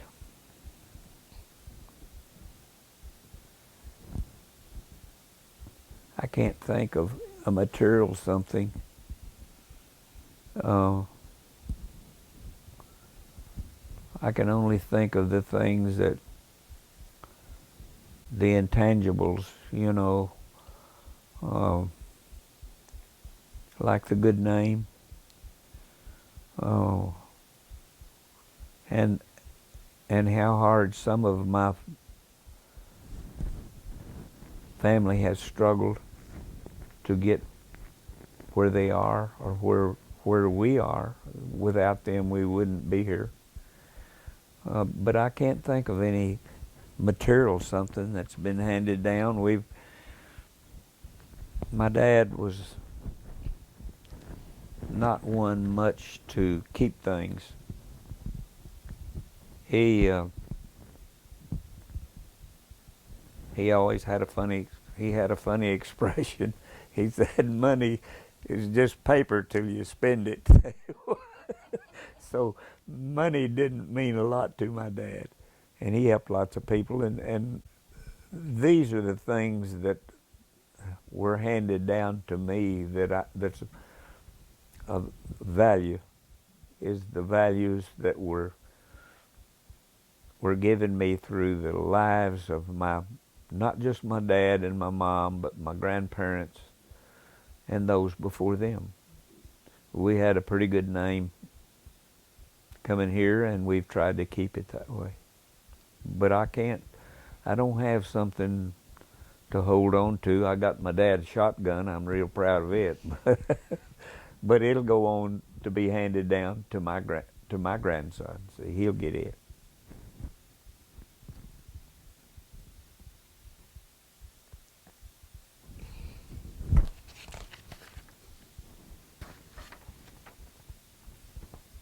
Tell me about the first television you remember seeing. First what? The first television you remember seeing. I don't hear well. The first television you remember seeing. Yes. The party, her family was countdowning, had a TV, and it was a little old set, black and white. It's the first one I'd ever seen. And we went to his house. There was a boxing match, or I can't remember what it was, but we were invited, and I went to see, and I thought it was amazing.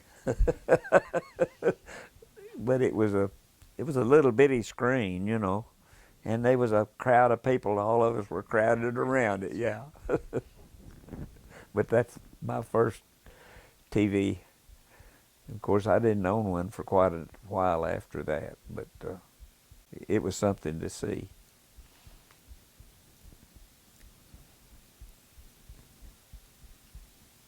Now I'd like you to tell me about your war experiences. We didn't ask him that first question.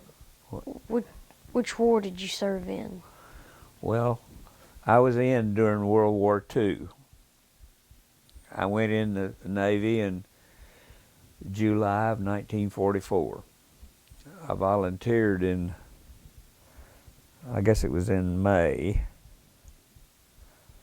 Might have been early June. My dad was on the draft board, and my mom wanted me to volunteer somewhere because Dad, the day I would have turned 18, my dad they'd have called my number. You know, Dad being on the draft board, he would have called my number the day I was 18. So my mom wanted me to volunteer for something where Dad didn't have that, in case something happened to me, that he wouldn't feel bad that he had put me in there. So I volunteered, and I wanted to. I volunteered it was either May or early June 1944. They called me in July, and I went to Jacksonville, Florida for boot camp. I was there. At that time, boot camp lasted 8 weeks, I believe it was. And then I had qualified as an air crewman on my test before. I took it before I went. When I volunteered, well, they asked me what I wanted to do, and they gave me a test, and I qualified as an air crewman. So, which meant I was either a gunner or a radioman. So they sent me to Memphis, Tennessee, and I spent 18 weeks, I believe it was. 16 weeks maybe it was, going to school. I was an aviation ordnanceman. That means that I handled guns and torpedoes and bombs and that sort of thing. And then from there we were moved to Miami, Florida, to gunnery school. And a gunnery school lasted some 6 weeks, I'd say, something like that. Then we went to operational training. That's where we got in the airplanes and flew. And I graduated from there in June of 1945. And at that time, they weren't forming squadrons where they'd send 18 airplanes and 18 crews. They just had replacements. What you do is the people who had been in the fleet for X number of months would be replaced by someone like us. Excuse me. And although we got in our wings and we had completed our basic training, we still had one more step to make, and that's what they called advanced gunnery and advanced torpedo work. And we were sent to California, and I was at Oxnard, California, when the war ended. But the week the war ended, we were to go to the Salton Sea. That's a lake that's inland in California, where they did the torpedo work and the advanced gunnery. But they knew the war was going to be over, so they didn't send us that week, because that was the week we were to go. And after that, I just, we hung around there they sent us to San Diego. We was stationed at Long Island, San Diego, for further transfer. They called it FFT, for further transfer. And I don't remember how long I was there, less than a month, probably 3 weeks. And then they sent me to Fort Sam Houston, Texas, to shore patrol school. I was going to be a shore patrolman, which I hated. But I went there and we trained with them for 2 weeks, and then I was sent to Memphis, Tennessee, and was a shore patrolman there for the rest of the time I was in the service, for some 3 or 4 months or something like that. I got out in July of 1946. We had some interesting things happen that you may have never heard of. When they moved you then, they moved you by troop train. By train, not just a troop train, but they'd have several carloads on a regular train. Well, not a regular train either, because you'd stop for everything that, if you had to be on the siding and let everything else. They had priority over you going. And there was, the way they fed you, you got 2 meals a day. And there's places along the railway that called Harvey houses. I don't know whether you ever heard of them. Did you ever hear of a Harvey house? Never. What they'd do is they'd give you a little ticket. And when you got off of the train, You pull into the station, and the Harvey House would be right there. You go in, give them that ticket, and they'd set a meal down in front of you. You didn't order, you just ate what they gave you. And you better have your meal eaten and back on the train in 30 minutes because the train was going. And they called them Harvey Houses. Now, you don't see anything about those anywhere. Where did they come up with the name Harvey House? Did you ever hear that? I think it was the man who started it. I'm not sure. But anyhow, if anybody asks you about a Harvey House, say, yeah, I know about that. That's a restaurant that was alongside the railways that fed the servicemen. We got 2 meals a day. And lots of candy bars in between. But I didn't do anything in the service. I trained for a year. And at the time we got out of training, we didn't know about the atomic bomb, of course. And had they have not had the atomic bomb, in 2 months, I would have been aboard an aircraft carrier somewhere in the Pacific. But so I'm kind of sort of proud of the atomic bomb. I think that lots of people look down on it and all that. We've got probably 1 million men that are living or did live at that time due to that saved that many lives, and it probably saved 20 million Japanese lives. So they can say what they want. The atomic bomb was going to happen anyhow. Somebody was going to find it. And I'm sorry we had to use it, but I'm glad that we did. And I'd vote for it because I feel like that might be the reason that I'm here, because we were losing our kind of airplane at the time, about at the height of the battle for the Pacific. We were losing 10 airplanes a day. That some of it was due to just the carrier operations. You know, you lose a lot of airplanes just taking off and landing aboard a carrier. And the airplanes get tired, they get time on them, and they have to require lots of maintenance, you know. And a lot of people were lost, not by enemy action, but simply because the airplane failed. But I didn't do anything in the service other than what they told me to do. I trained, and then they didn't need me because the war was over. But I'm glad. I was in for 2 years. You can look through those and see if there's some of them you need to ask or you don't. You can look through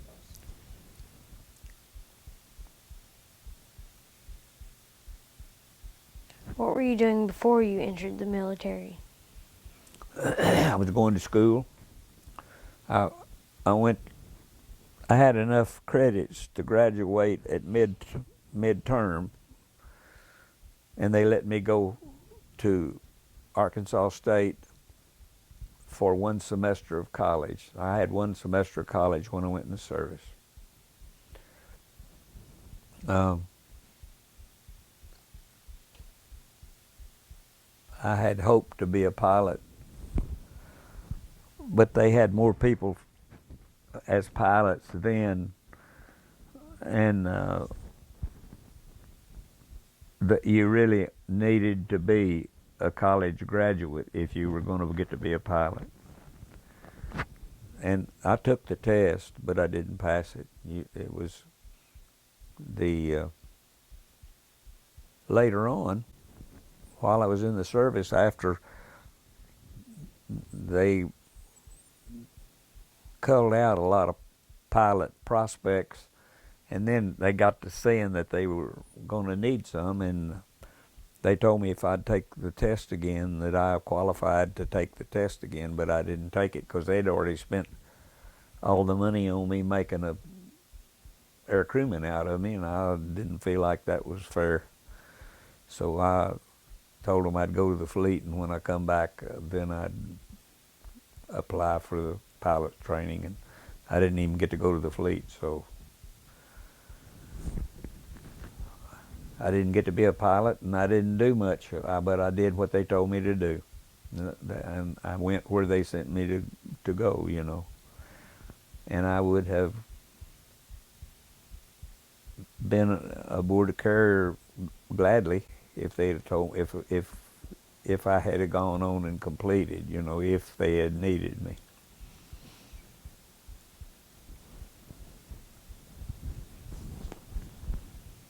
What was the training like you received? Well, at the time it was about as good as could be had. Looking back now, it lacked a good deal. In the gunnery school, they didn't let us shoot near enough. We didn't. When we left gunnery school, they gave you a questionnaire about gunnery school, and every student put the same thing, that we didn't get enough firing. It's just like shooting skeet or trap. The more you shoot, the better you are. And we didn't get to shoot that much. When we were in gunnery school, I can tell you a funny story about the gunnery school if you'd like to hear it.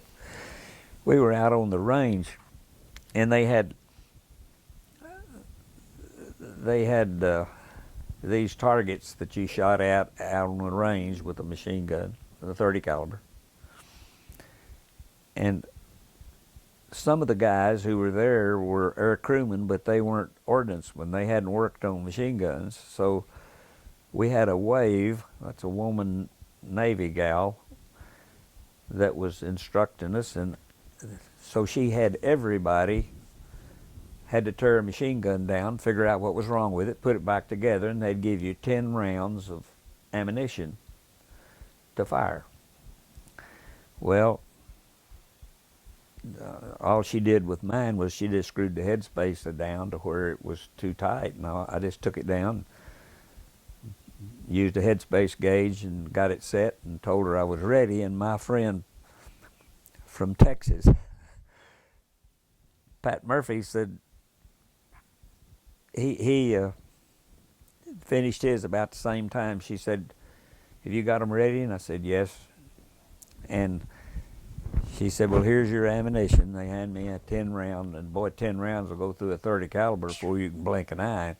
So I loaded my gun, and there was out on the beach. The gunnery range was out on the beach of in Florida, out of Miami a ways, and buzzards flying around all the time. And so she handed me my 10 round belt and handed Pat his, and I pointed up and she said, there was a target I was supposed to shoot at out here. So you had to chin your gun, and she turned around, and I fired 2 shots at that target. She turned around, had her back to me, and I zeroed in on on this buzzard, and the last round I shot was a tracer. You could see it go. She turned around. She turned around and dressed me down in front of all the guys, and Pat was just laughing. He'd shot at the same buzzard, but he didn't get caught. And he said, "She didn't catch me," and I said, "Shut up." Oh, she made me stand at attention, and she really gave me the riot act. Oh, me. But if I'd have had a 50 round belt, I believe I could have killed that buzzard, but with the 10 rounds, I didn't have, I only had 8 rounds left. I couldn't shoot a 30 caliber 2 rounds. I couldn't turn loose of it in time just to shoot 1 round. With 50 caliber I could, but not with a 30. 30 caliber go tut-tut before you knew what was going on. And on a 50 caliber it was slower, and I can just shoot 1 round with it, but I couldn't do that with a 30. And I didn't see anybody that could. Usually you'd get 2 in spite of all you do.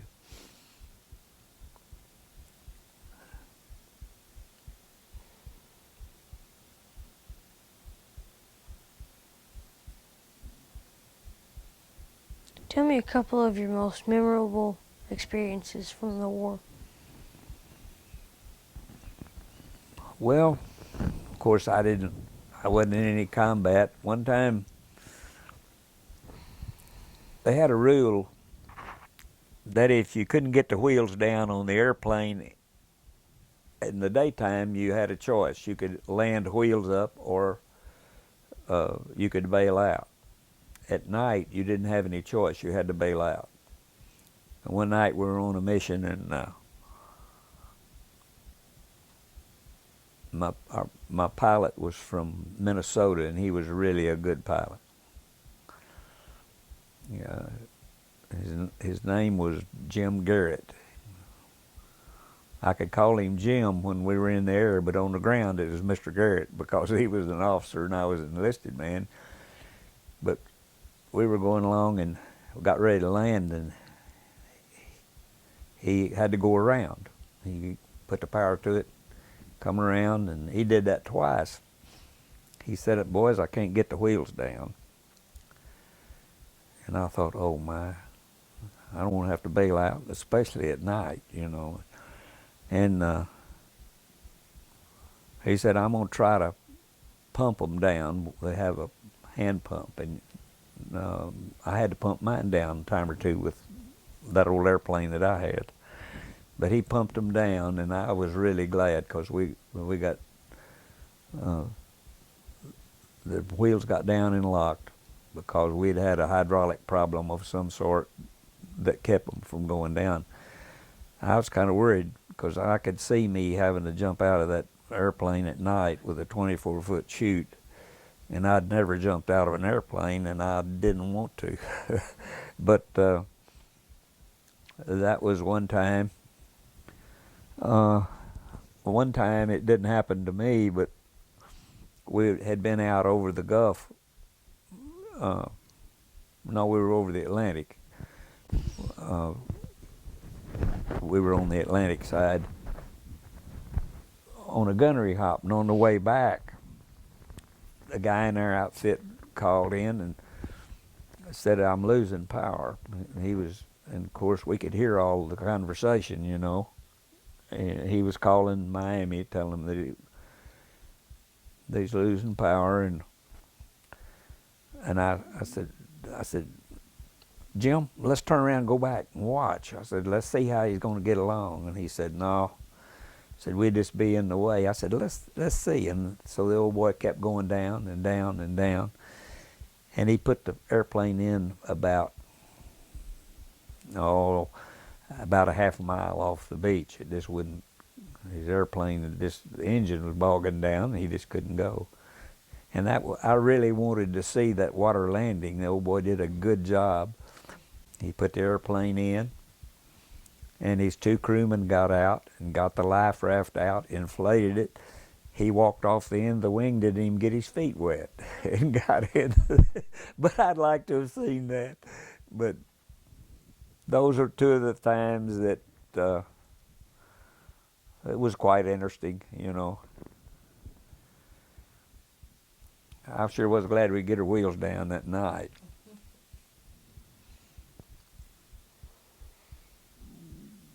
How did you stay in touch with your family? We rode a lot, and I'd call occasionally, but at that time, it's not like calling now. You might put in a phone call, you'd have to talk to the operator, and you'd put in a phone call, and you might wait an hour before you could get to talk to them. And so we didn't call very often. I'm going to have to go to the bathroom just for a minute. Excuse me.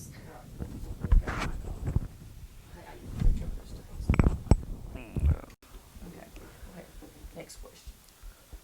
What was the food like? In the Navy? Yes, sir. It was good. I weighed 129 pounds when I went in. Of course, you ate regularly and you ate what they put before you. What's this?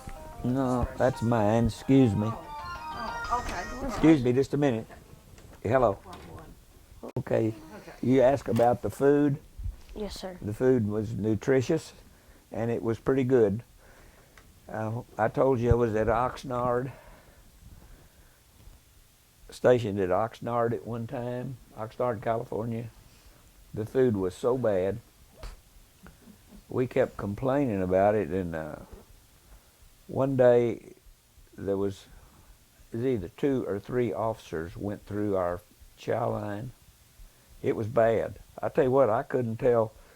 They put it on my plate, and I couldn't tell what it was. I couldn't tell what it was by looking at it, and I couldn't tell what it was when I ate it. I'm talking about it. So I lived on candy bars and popcorn and all that for about 10 days, or maybe a week, I don't know. Those 3 officers went through, and the next meal was served by a different group, and it was good. They would come to find out they had put these fellas were not cooks, but they decided they gonna make cooks out of them, and by golly, the food was bad. That's the only time. The rest of the time, to me, the food was good. It wasn't home cooked, but it was good. An interesting thing, while I was stationed in with the Army in Fort Sam Houston, Texas, while I was going to Shore Patrol School, they served food family style there.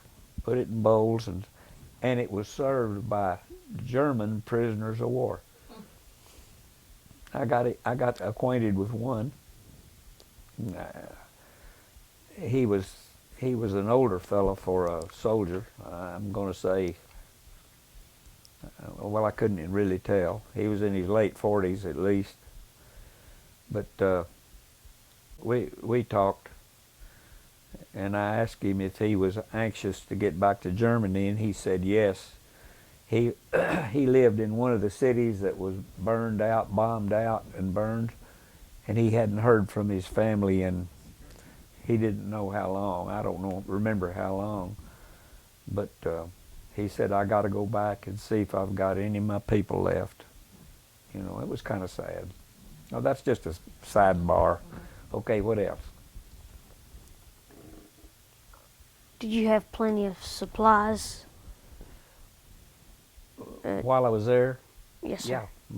Yeah, you take the clothing and the things that we were issued was in abundance. We did not suffer for anything where I was. Of course, I wasn't in combat, but we didn't have any problems at all. It was good. Was there anything special you had or did for good luck? For what? Good luck. No, I didn't. You didn't do a charm or something? Is that what you mean? Yes, sir. No, I didn't have a good luck charm. All through my training, Hayden, I tried to get as much information as I could, because not only did my life depend on it, but the 2 guys with me who were depending on me, their lives depended on mine. So I really tried. I really tried hard to learn as much as I could and equip myself as well as I could. But as far as the supplies that we had, in our instance, it was in abundance. We did good.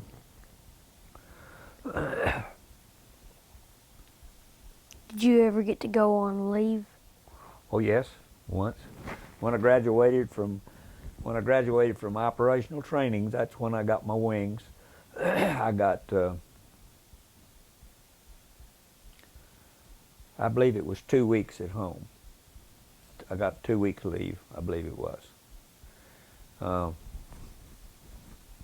Came home, had a good time, and I was glad to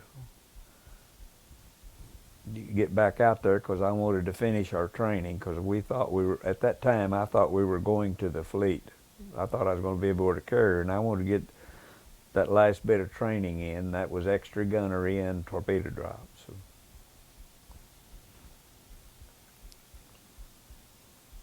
Do you have any photographs that were taken during the war? No, not anything except I didn't have a camera. I've got some pictures of somewhere, and couldn't even lay my hand on them, of pictures of airplanes that I was flying in that someone else took. You couldn't tell it was me, and I could only point out the fact because I was riding in a different kind of airplane that I was riding there, but you couldn't recognize me. I had on my helmet and goggles and was riding backwards in an SB-2C, a dive bomber. So, but I don't have any photographs, not really.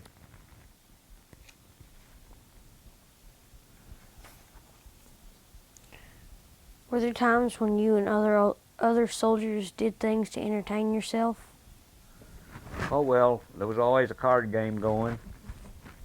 And if you liked to roll the dice, you could find you a dice game anytime you wanted it. One of the things that entertained me, there was a fella in our group, and I didn't even really know him. That's while I was at Oxnard, who was an artist. I mean, he was good. He'd do sketches, you know. You wouldn't know that he was going to sketch. He never did sketch me, but he'd catch somebody in a pose that the guy wasn't even aware that he was doing it. And by golly, you could tell who it was. I'm talking about he was good. He was from Memphis. I don't remember his name. He drew a picture of a TBM. He drew a TBM in flight one time and was getting ready to tear it up, and I got it before he could tear it up. And I've got it somewhere in my stuff. And it looks like an airplane. I mean, it looks like a TBM. But he just had that natural ability, you know. And I hope he pursued that, because that's a gift that not everybody has.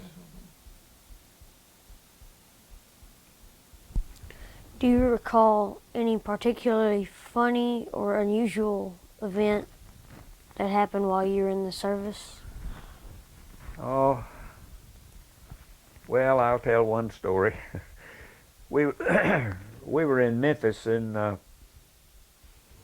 we had a guy in our outfit. His last name was Willard, W-I-L-L-A-R-D, and his nickname was Puts, P-U-T-S, Puts Willard. And our section leader lived at the front of the barracks, and the section leader was married, and there weren't very many guys. There was 65 people in there, but there wasn't that many married men. And he got leave. He could go ashore any night because his wife was there in town. And he was gone one night, and Putz came in the front door, and where he got it, I have no idea. He had a cardboard box that would fit in between the first and second bunks. And he knew that that the section leader was ashore. In other words, he was in town, and he'd have to come in that night. Well, he put that cardboard box in his bunk. He comes in, and there's no lights, you know, the lights aren't on. And the guy comes in and starts undressing, and he gets the feeling that it's all sealed in, you know. And they had to turn the lights on and get that cardboard box out of there.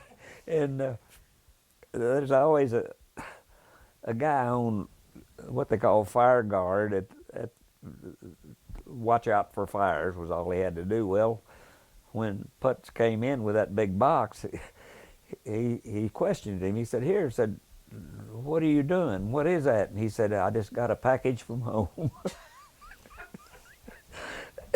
And he got that soon as the lights come on. the section leader went right straight to his bunk, and he bunked below me, and I was up on top. There's three tiers. Oh, and he started giving old Putz the going, you know, and Putz said, well, what are you talking about? And of course, he's the one that did it.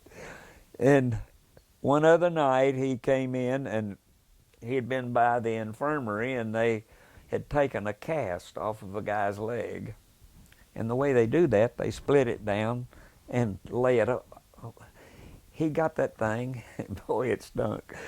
And he put it together and put tape around it and put it in his bunk. He was out, and this guy he kept us all laughing, you know. That guy lived in Chicago, Putz Willard. I just wonder what happened to him. He was a character, boy. He was always had something going. Oh, we had 2 or 3 lively ones, but he was the liveliest.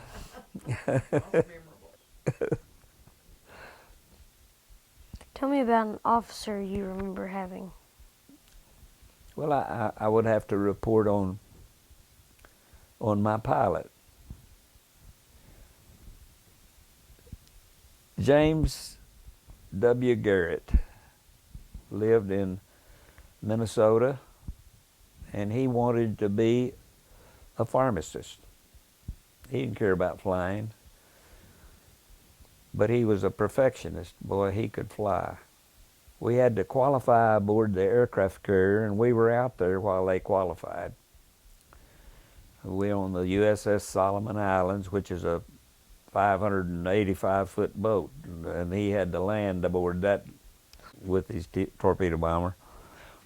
He made 8 landings. He only had to take 1 wave off, and the reason he took that wave off was they didn't have the deck clear. It wasn't because he wasn't lined up right. He made 8 perfect landings. I admired him, and we talked some, and he wanted to know about where I was from and what we did for a living and all this. And me and the radioman, we didn't get along very well. He was from Orange, New Jersey. I've never heard from him since. But he was a smart aleck, and I didn't like him.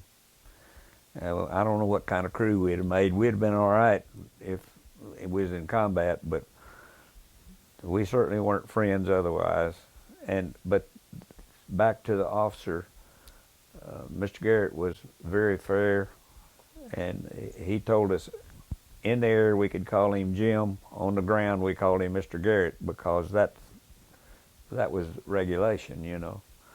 And but he's one of the officers that I really did like, and I haven't heard from him in 3 years now. I'm afraid he's dead. He came by. Sally and I met him and his wife in Memphis, and we had dinner together one night. We really, and that made me feel good that he called me. He said, I'm going to be in Memphis. Said, could you meet us over there? And we come to find out he did not get to be a pharmacist. They had a printing business. His father had a printing business. He went in the printing business, and I guess he ran it then. But I got a Christmas card from him every year until 3 years ago. And I've tried calling up there, and there's nobody listed in the phone book with his name, so I assume he's gone. He was, let's see, I was 19 and he was 24. He's 5 years older than me. He'd been to college, and he was really a nice man. He looked like Robert Huber. I'm talking about, he was, you'd think he's Robert's brother, you know.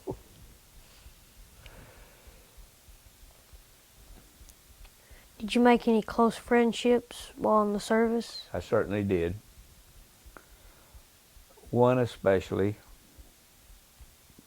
his name is Ralph Wiley, and Ralph Wiley lived in Oregon, and we just kind of sort of hit it off. I got a picture of him here somewhere real quick. Here's my graduating class.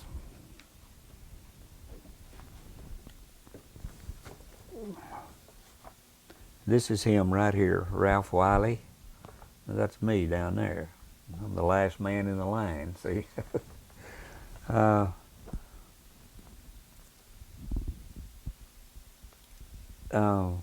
Ralph Lawrence Wiley.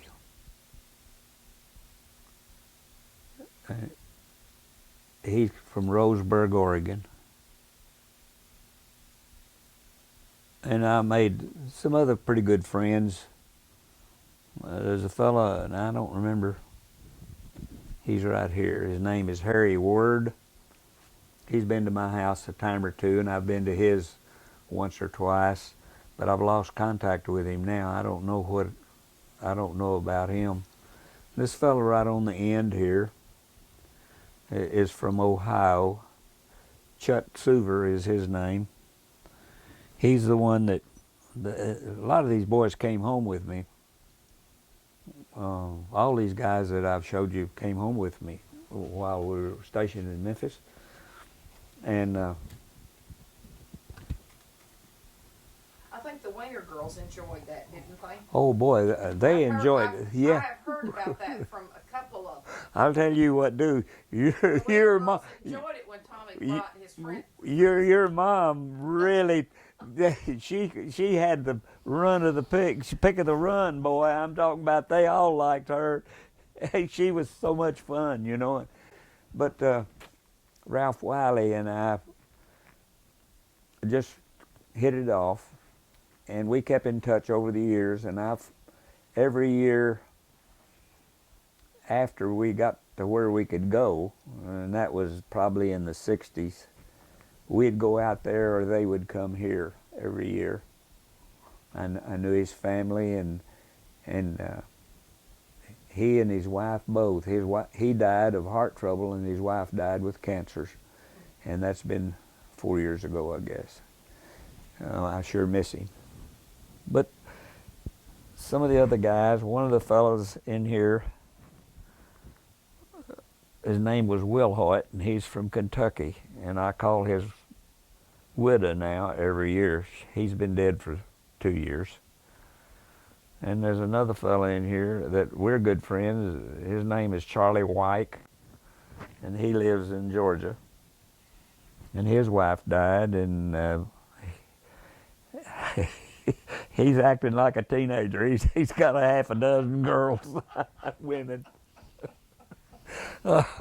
He's getting Younger than he's getting younger, boy. He and I worked in the bakery. In the Navy, instead of them having mess cook duty, I mean, where you have to peel potatoes and all that, you go for 2 weeks, and that's about all you have to do. And we were assigned the bakery, and we baked bread for 17,000 men every other day.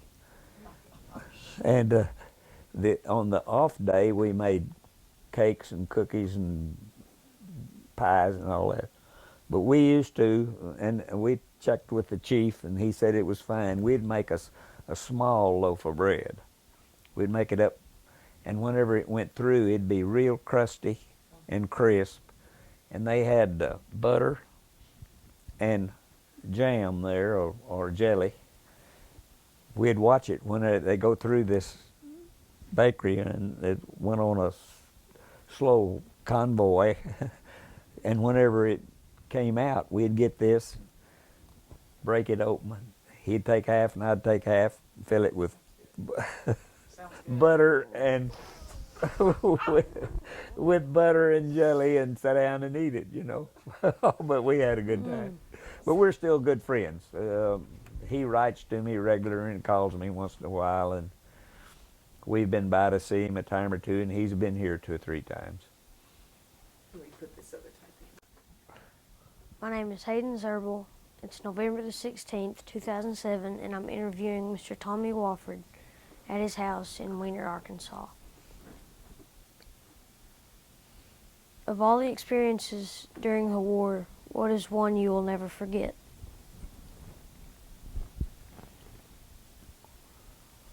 Well, now, Hayden, you've put it on me here. Let me think.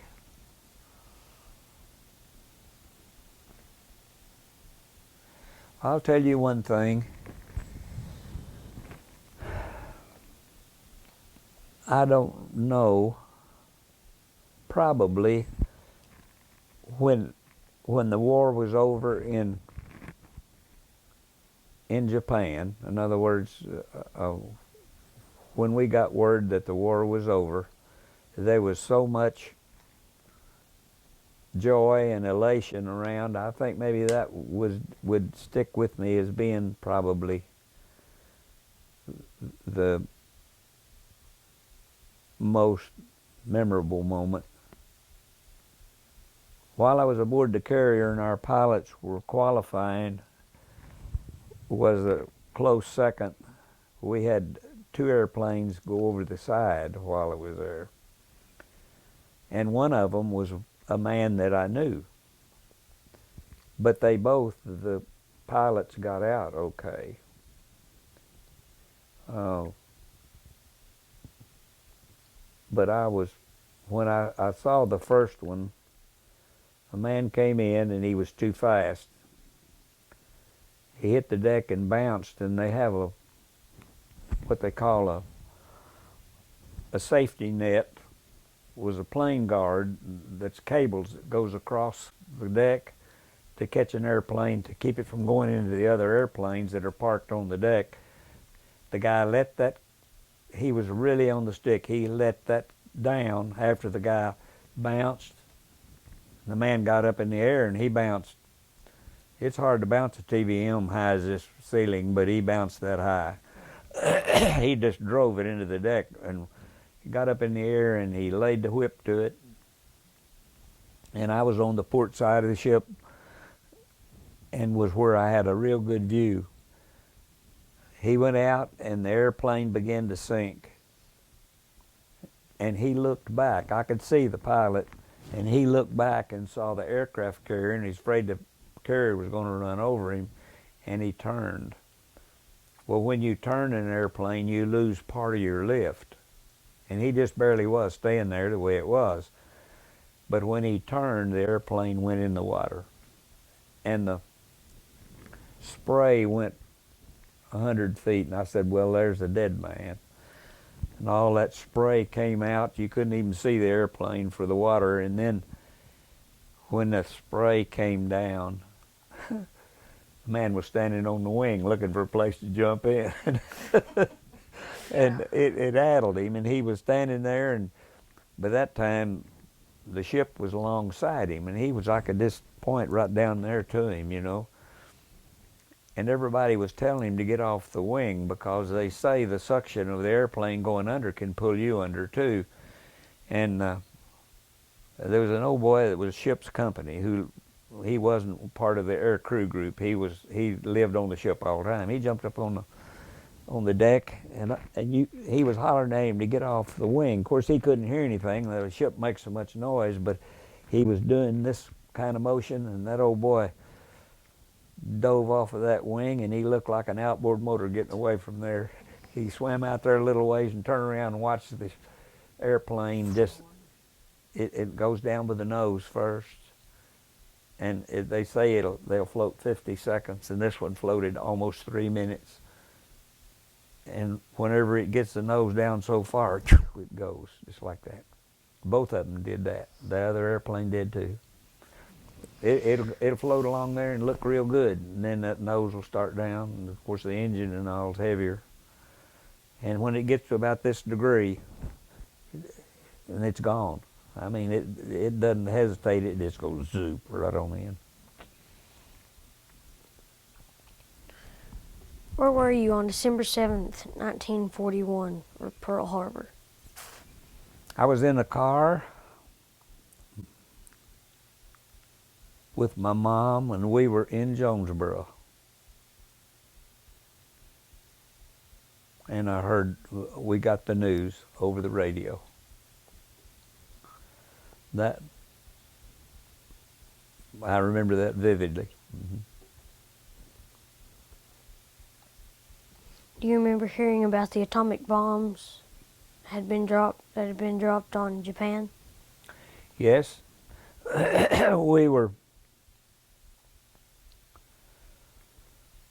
and I don't know whether it was the day it was dropped, but we heard that some sort of atomic weapon had been used and that it wiped out a city. And I don't remember that they even told us which city at that time, but they may have. And all of us were amazed because they said that it wiped out the city, which it did, you know. Yeah, I remember that. What was your feeling about that? 3 cheers for our side. You know, the sneak attack, and I had really bad feelings toward the Japanese people, and I'm just now getting over it, if you want to know the truth. I felt bad. I felt bad for years about it, and I know now that it's in the past and everything's okay. Do you remember about President Roosevelt's death? Yes, I remember that quite vividly. We had been on a flight and we came in. Whenever you'd been on a flight that went through the noon hour, they'd have a meal for you when you got there. You know, I'm talking about you could go to the chow hall and get something to eat. We had just come in, was putting away my helmet and goggles and all that stuff, and the word came in the barracks that he had died. And so we all asked the same question: who's the president now? We didn't know Harry Truman, and I remember that because I didn't know who the vice president was, and I don't know anybody in the barracks did. The name came up, somebody did, because they said Harry Truman is our new president. I remember that. Do you recall the day your service ended? Oh, not really. I knew several days before that I was going to be mustered out,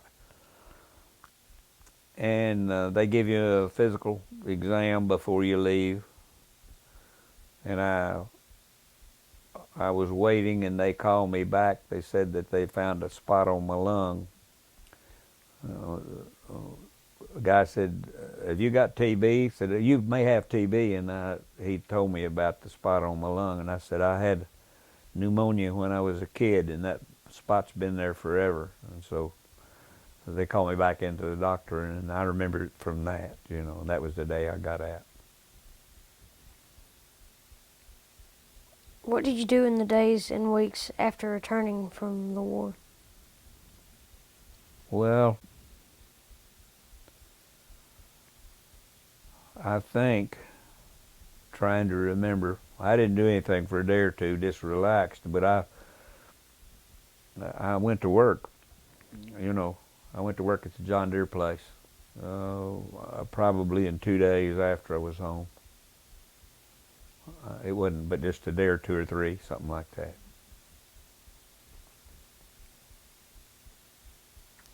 How do you think serving in the war changed you? Huh? Say it again, how you talk about it. How do you think serving in the war changed you? I matured. I grew up. I went as a kid, raw kid. I didn't know anything. I thought I did, but I didn't. and I grew up. I got to be a man, and I learned a lot about people. Uh, uh, it's really a good experience. I wish every young man could get a short time in the service. I don't mean to learn to fight. I mean to learn about people. I learned more about people than I did about airplanes and anything else, and it was a good experience. But I think I came back more mature, and I was also, when I went in, I was kind of timid and wasn't sure of myself. And after I'd been in there, I soon learned that all the guys felt about the same way, and that I was as well equipped as any of them from the standpoint of knowing who I was and what I was. I was amazed at the guys in there that couldn't even drive a car. Oh yeah, Pittsburgh. We had a lot of guys from Pittsburgh, PA, and they lived in the city, and a car was of no real benefit to them, and they couldn't even drive. And I said, well, I'm an Archie, and they kidded me because I was the only one in the bunch from Arkansas. And boy, if they didn't rawhide me, I said, well, I can at least drive an automobile. I said, and I can fly an airplane too. And boy, that shut them up, because I had soloed this before. But I'm thankful for the learning experience that I had in the service. I've forgotten most of what I learned in ordnance school and being an air crewman, but I haven't forgotten about people.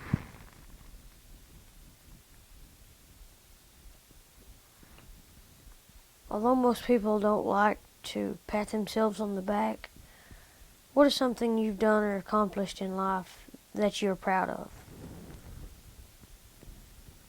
Gee, Hayden, you put me on the spot.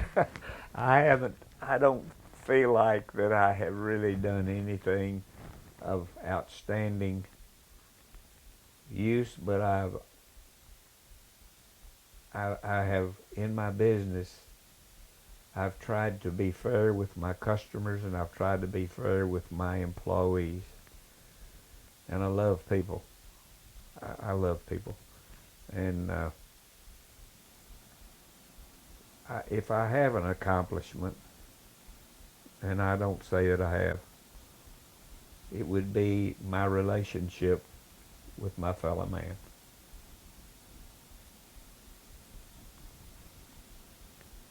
Tell me about the biggest lesson that life has taught you, a lesson that would help a young person live a better life.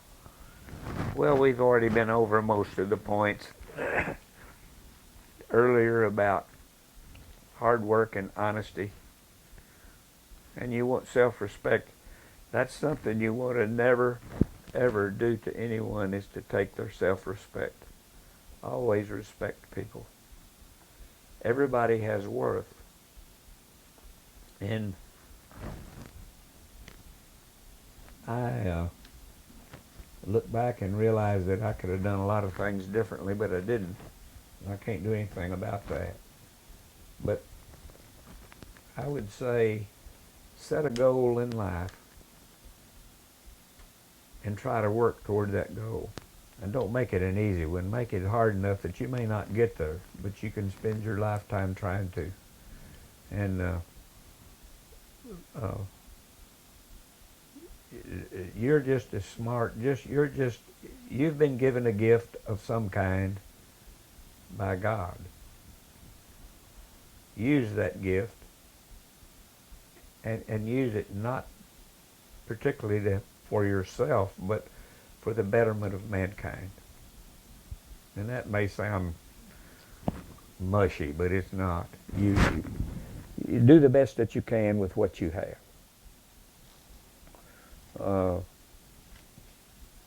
I think about Sid, Sid Phillips. He he touched a lot of people's lives in that although he was handicapped, he did what he could do, and people admired him for it. And think of all the abilities that you have and how much more you can do with what you have. And that you'll be a success if you do these things, and like yourself. You got to like yourself before you can like other people. Well, that doesn't mean you're perfect. It just means that you like Hayden even if he doesn't shoot a 97. And always treat people with respect. Don't cost you anything. And if you can uplift someone just a little bit, you don't ever know how much that might help them. Thank you for the interview. Go ahead and thank you. I still have a few more questions. Oh, it's okay. I'm sorry. I would like to know about you selling farm equipment. About what? You selling farm equipment. Oh, well, I kind of sort of inherited that. Go ahead and ask him those 2 questions about it. What was the greatest change in tractors? Well, for the John Deere line, the greatest change that we had was the 4 and 6 cylinder tractors that John Deere went to with the hydraulics and all of the comforts that tractors are comfortable now. By gollies, when we had those old steel seats that you sat down in, they weren't fun. The comfort and the working qualities of the equipment it's just outstanding, and that's been really, really the improvements. Hydraulics has gone a long ways, and electronics too. What's the greatest change in combines? Well, I guess the rotor cylinder would be the greatest change in combines, but they've done so many things to improve them. The longevity of a combine now is a lot better than it used to be. They last a long time now, and they should. At $200,000 each, they ought to last a while. When I was first started in business, $200,000 would buy just about any farm in this part of the world. So to me, I'm of another generation, and that just sounds to me like that it's completely out of line. But they're selling lots of them, and they do a beautiful job. They gather a lot more grain, and they're easier to operate. The operators are almost out of prison now because they don't have anything. They're easy to operate. I'd like to know about the World War II plane you restored. Well, the airplane that I restored was a Grumman TBM. Now, TBF was the ones that Grumman built. Grumman designed the airplane and built the first ones, the TBF. F stands for Grumman's. TB stands for torpedo bomber, and F stands for the people who made it. That was Grumman. The one that I restored was the TBM, and that was for the company who built it really was General Motors. They were designated, the Navy designates the last character, which is a TBM. A TBM 3E, which meant that it was that was the last that was the last production model that they made. They started with the TBF, and then the TBM 1C, TBM 1, TBM 1C, and then the TBM 3. And that meant that it had a gun turret on it, and that's what I was a gunner. And uh, the 3E, I don't know what the E was for, but that it designated that it had the gun turret and carried a torpedo bomb. The torpedo weighed 1,900 pounds, and we could only carry one, or you could carry 2,000 pounds of bombs. 400 or 500-pound bombs, and then there was an assortment of 250s and all this to make up close to 1,000 pounds. It had a 3-man crew, and it ran along at about 155 or 60 miles an hour cruise, and they said it'd go 272 miles an hour full bore, but mine never would go that fast.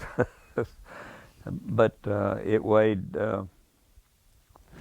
18,000 pounds loaded, almost 18,000, and 13,000 pounds empty, 12,800 or something like that.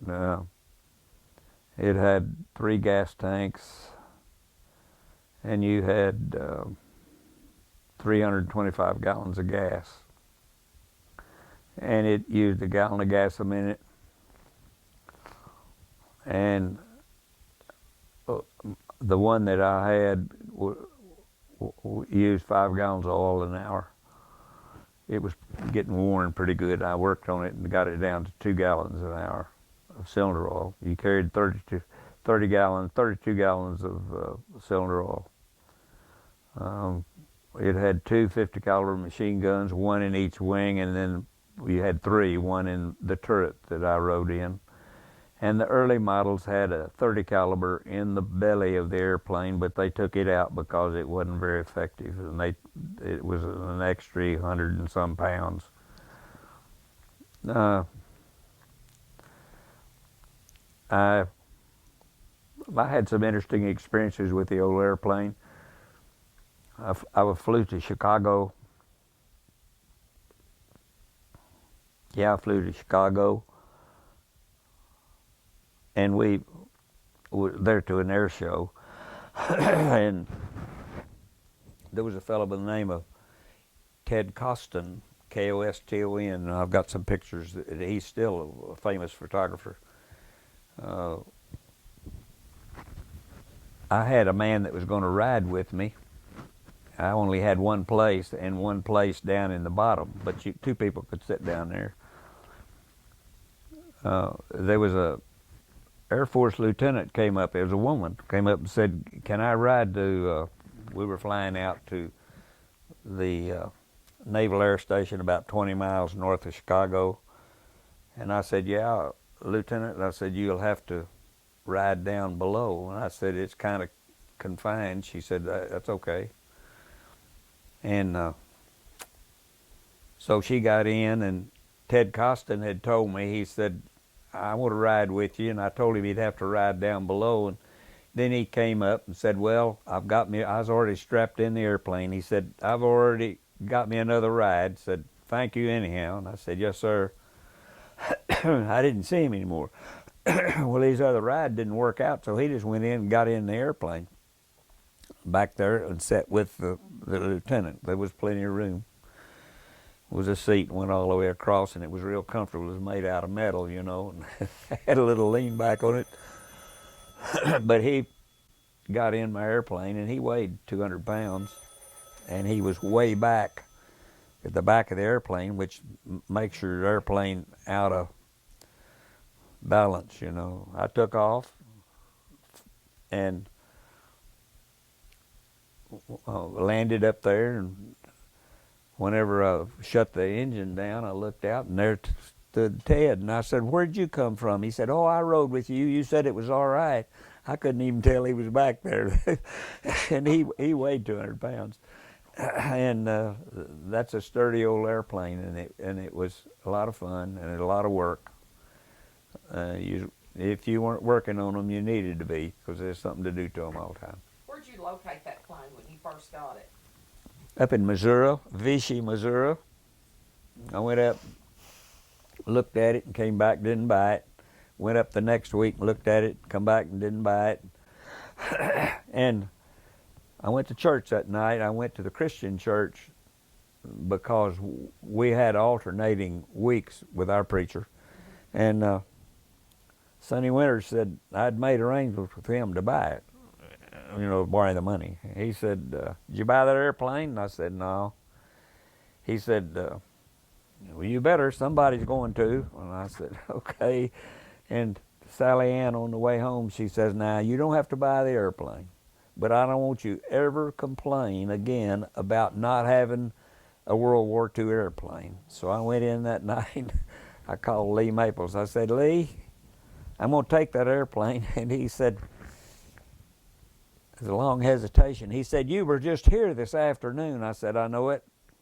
And I said, I'm going to take the airplane. I'll be up there next week and pay you for it. And that's the way. And I brought it home. And what he did was he flew it to Jonesboro for me because I wasn't qualified and I didn't want to fly it. So I flew him back, and Lloyd and I flew him back to Vichy, Missouri, and we came home, and I fooled with the airplane for a while and taxied it around for quite a while and took the tank out of it. It was a sprayer where they fight forest fires with it. And so finally, after I'd taxied around a while, I said, well, it's just an airplane. It lives on airspeed. So I just flew it. You did? You just decided just to do it? Well, I'd read about it, and I said they were putting 200-hour pilots in them. And so I took off and flew it, and it flew just like an airplane. And so... I've never heard that, but I didn't know you did that. But I had a good time with it. And the main thing about it was I enjoyed flying the airplane, but the people that I met, just like these guys that I showed you pictures of. There's another fellow by the name of Christofex that he wasn't in this picture. I met him, and he was a torpedo bomber pilot, and he flew all through the war, and he didn't lose an airplane. The fellow Rubner, the fellow that sunk the 3 ships, he had an accident on takeoff from a carrier. They have a chart board that slides out underneath your instrument panel, and they put all their charts on it when they're out there flying around. This thing come unlatched, and it came back, and it hits the stick, and he couldn't get it back in there in time, and the airplane went in the water, and the fella in the back seat drowned. And it really affected him. But Rubiner himself was a nice man, and he went through the war, and I think that was the only airplane he lost. I don't think he got, but you talk to almost all those guys, and they put 1, 2, or 3 airplanes in the water. Okie doke.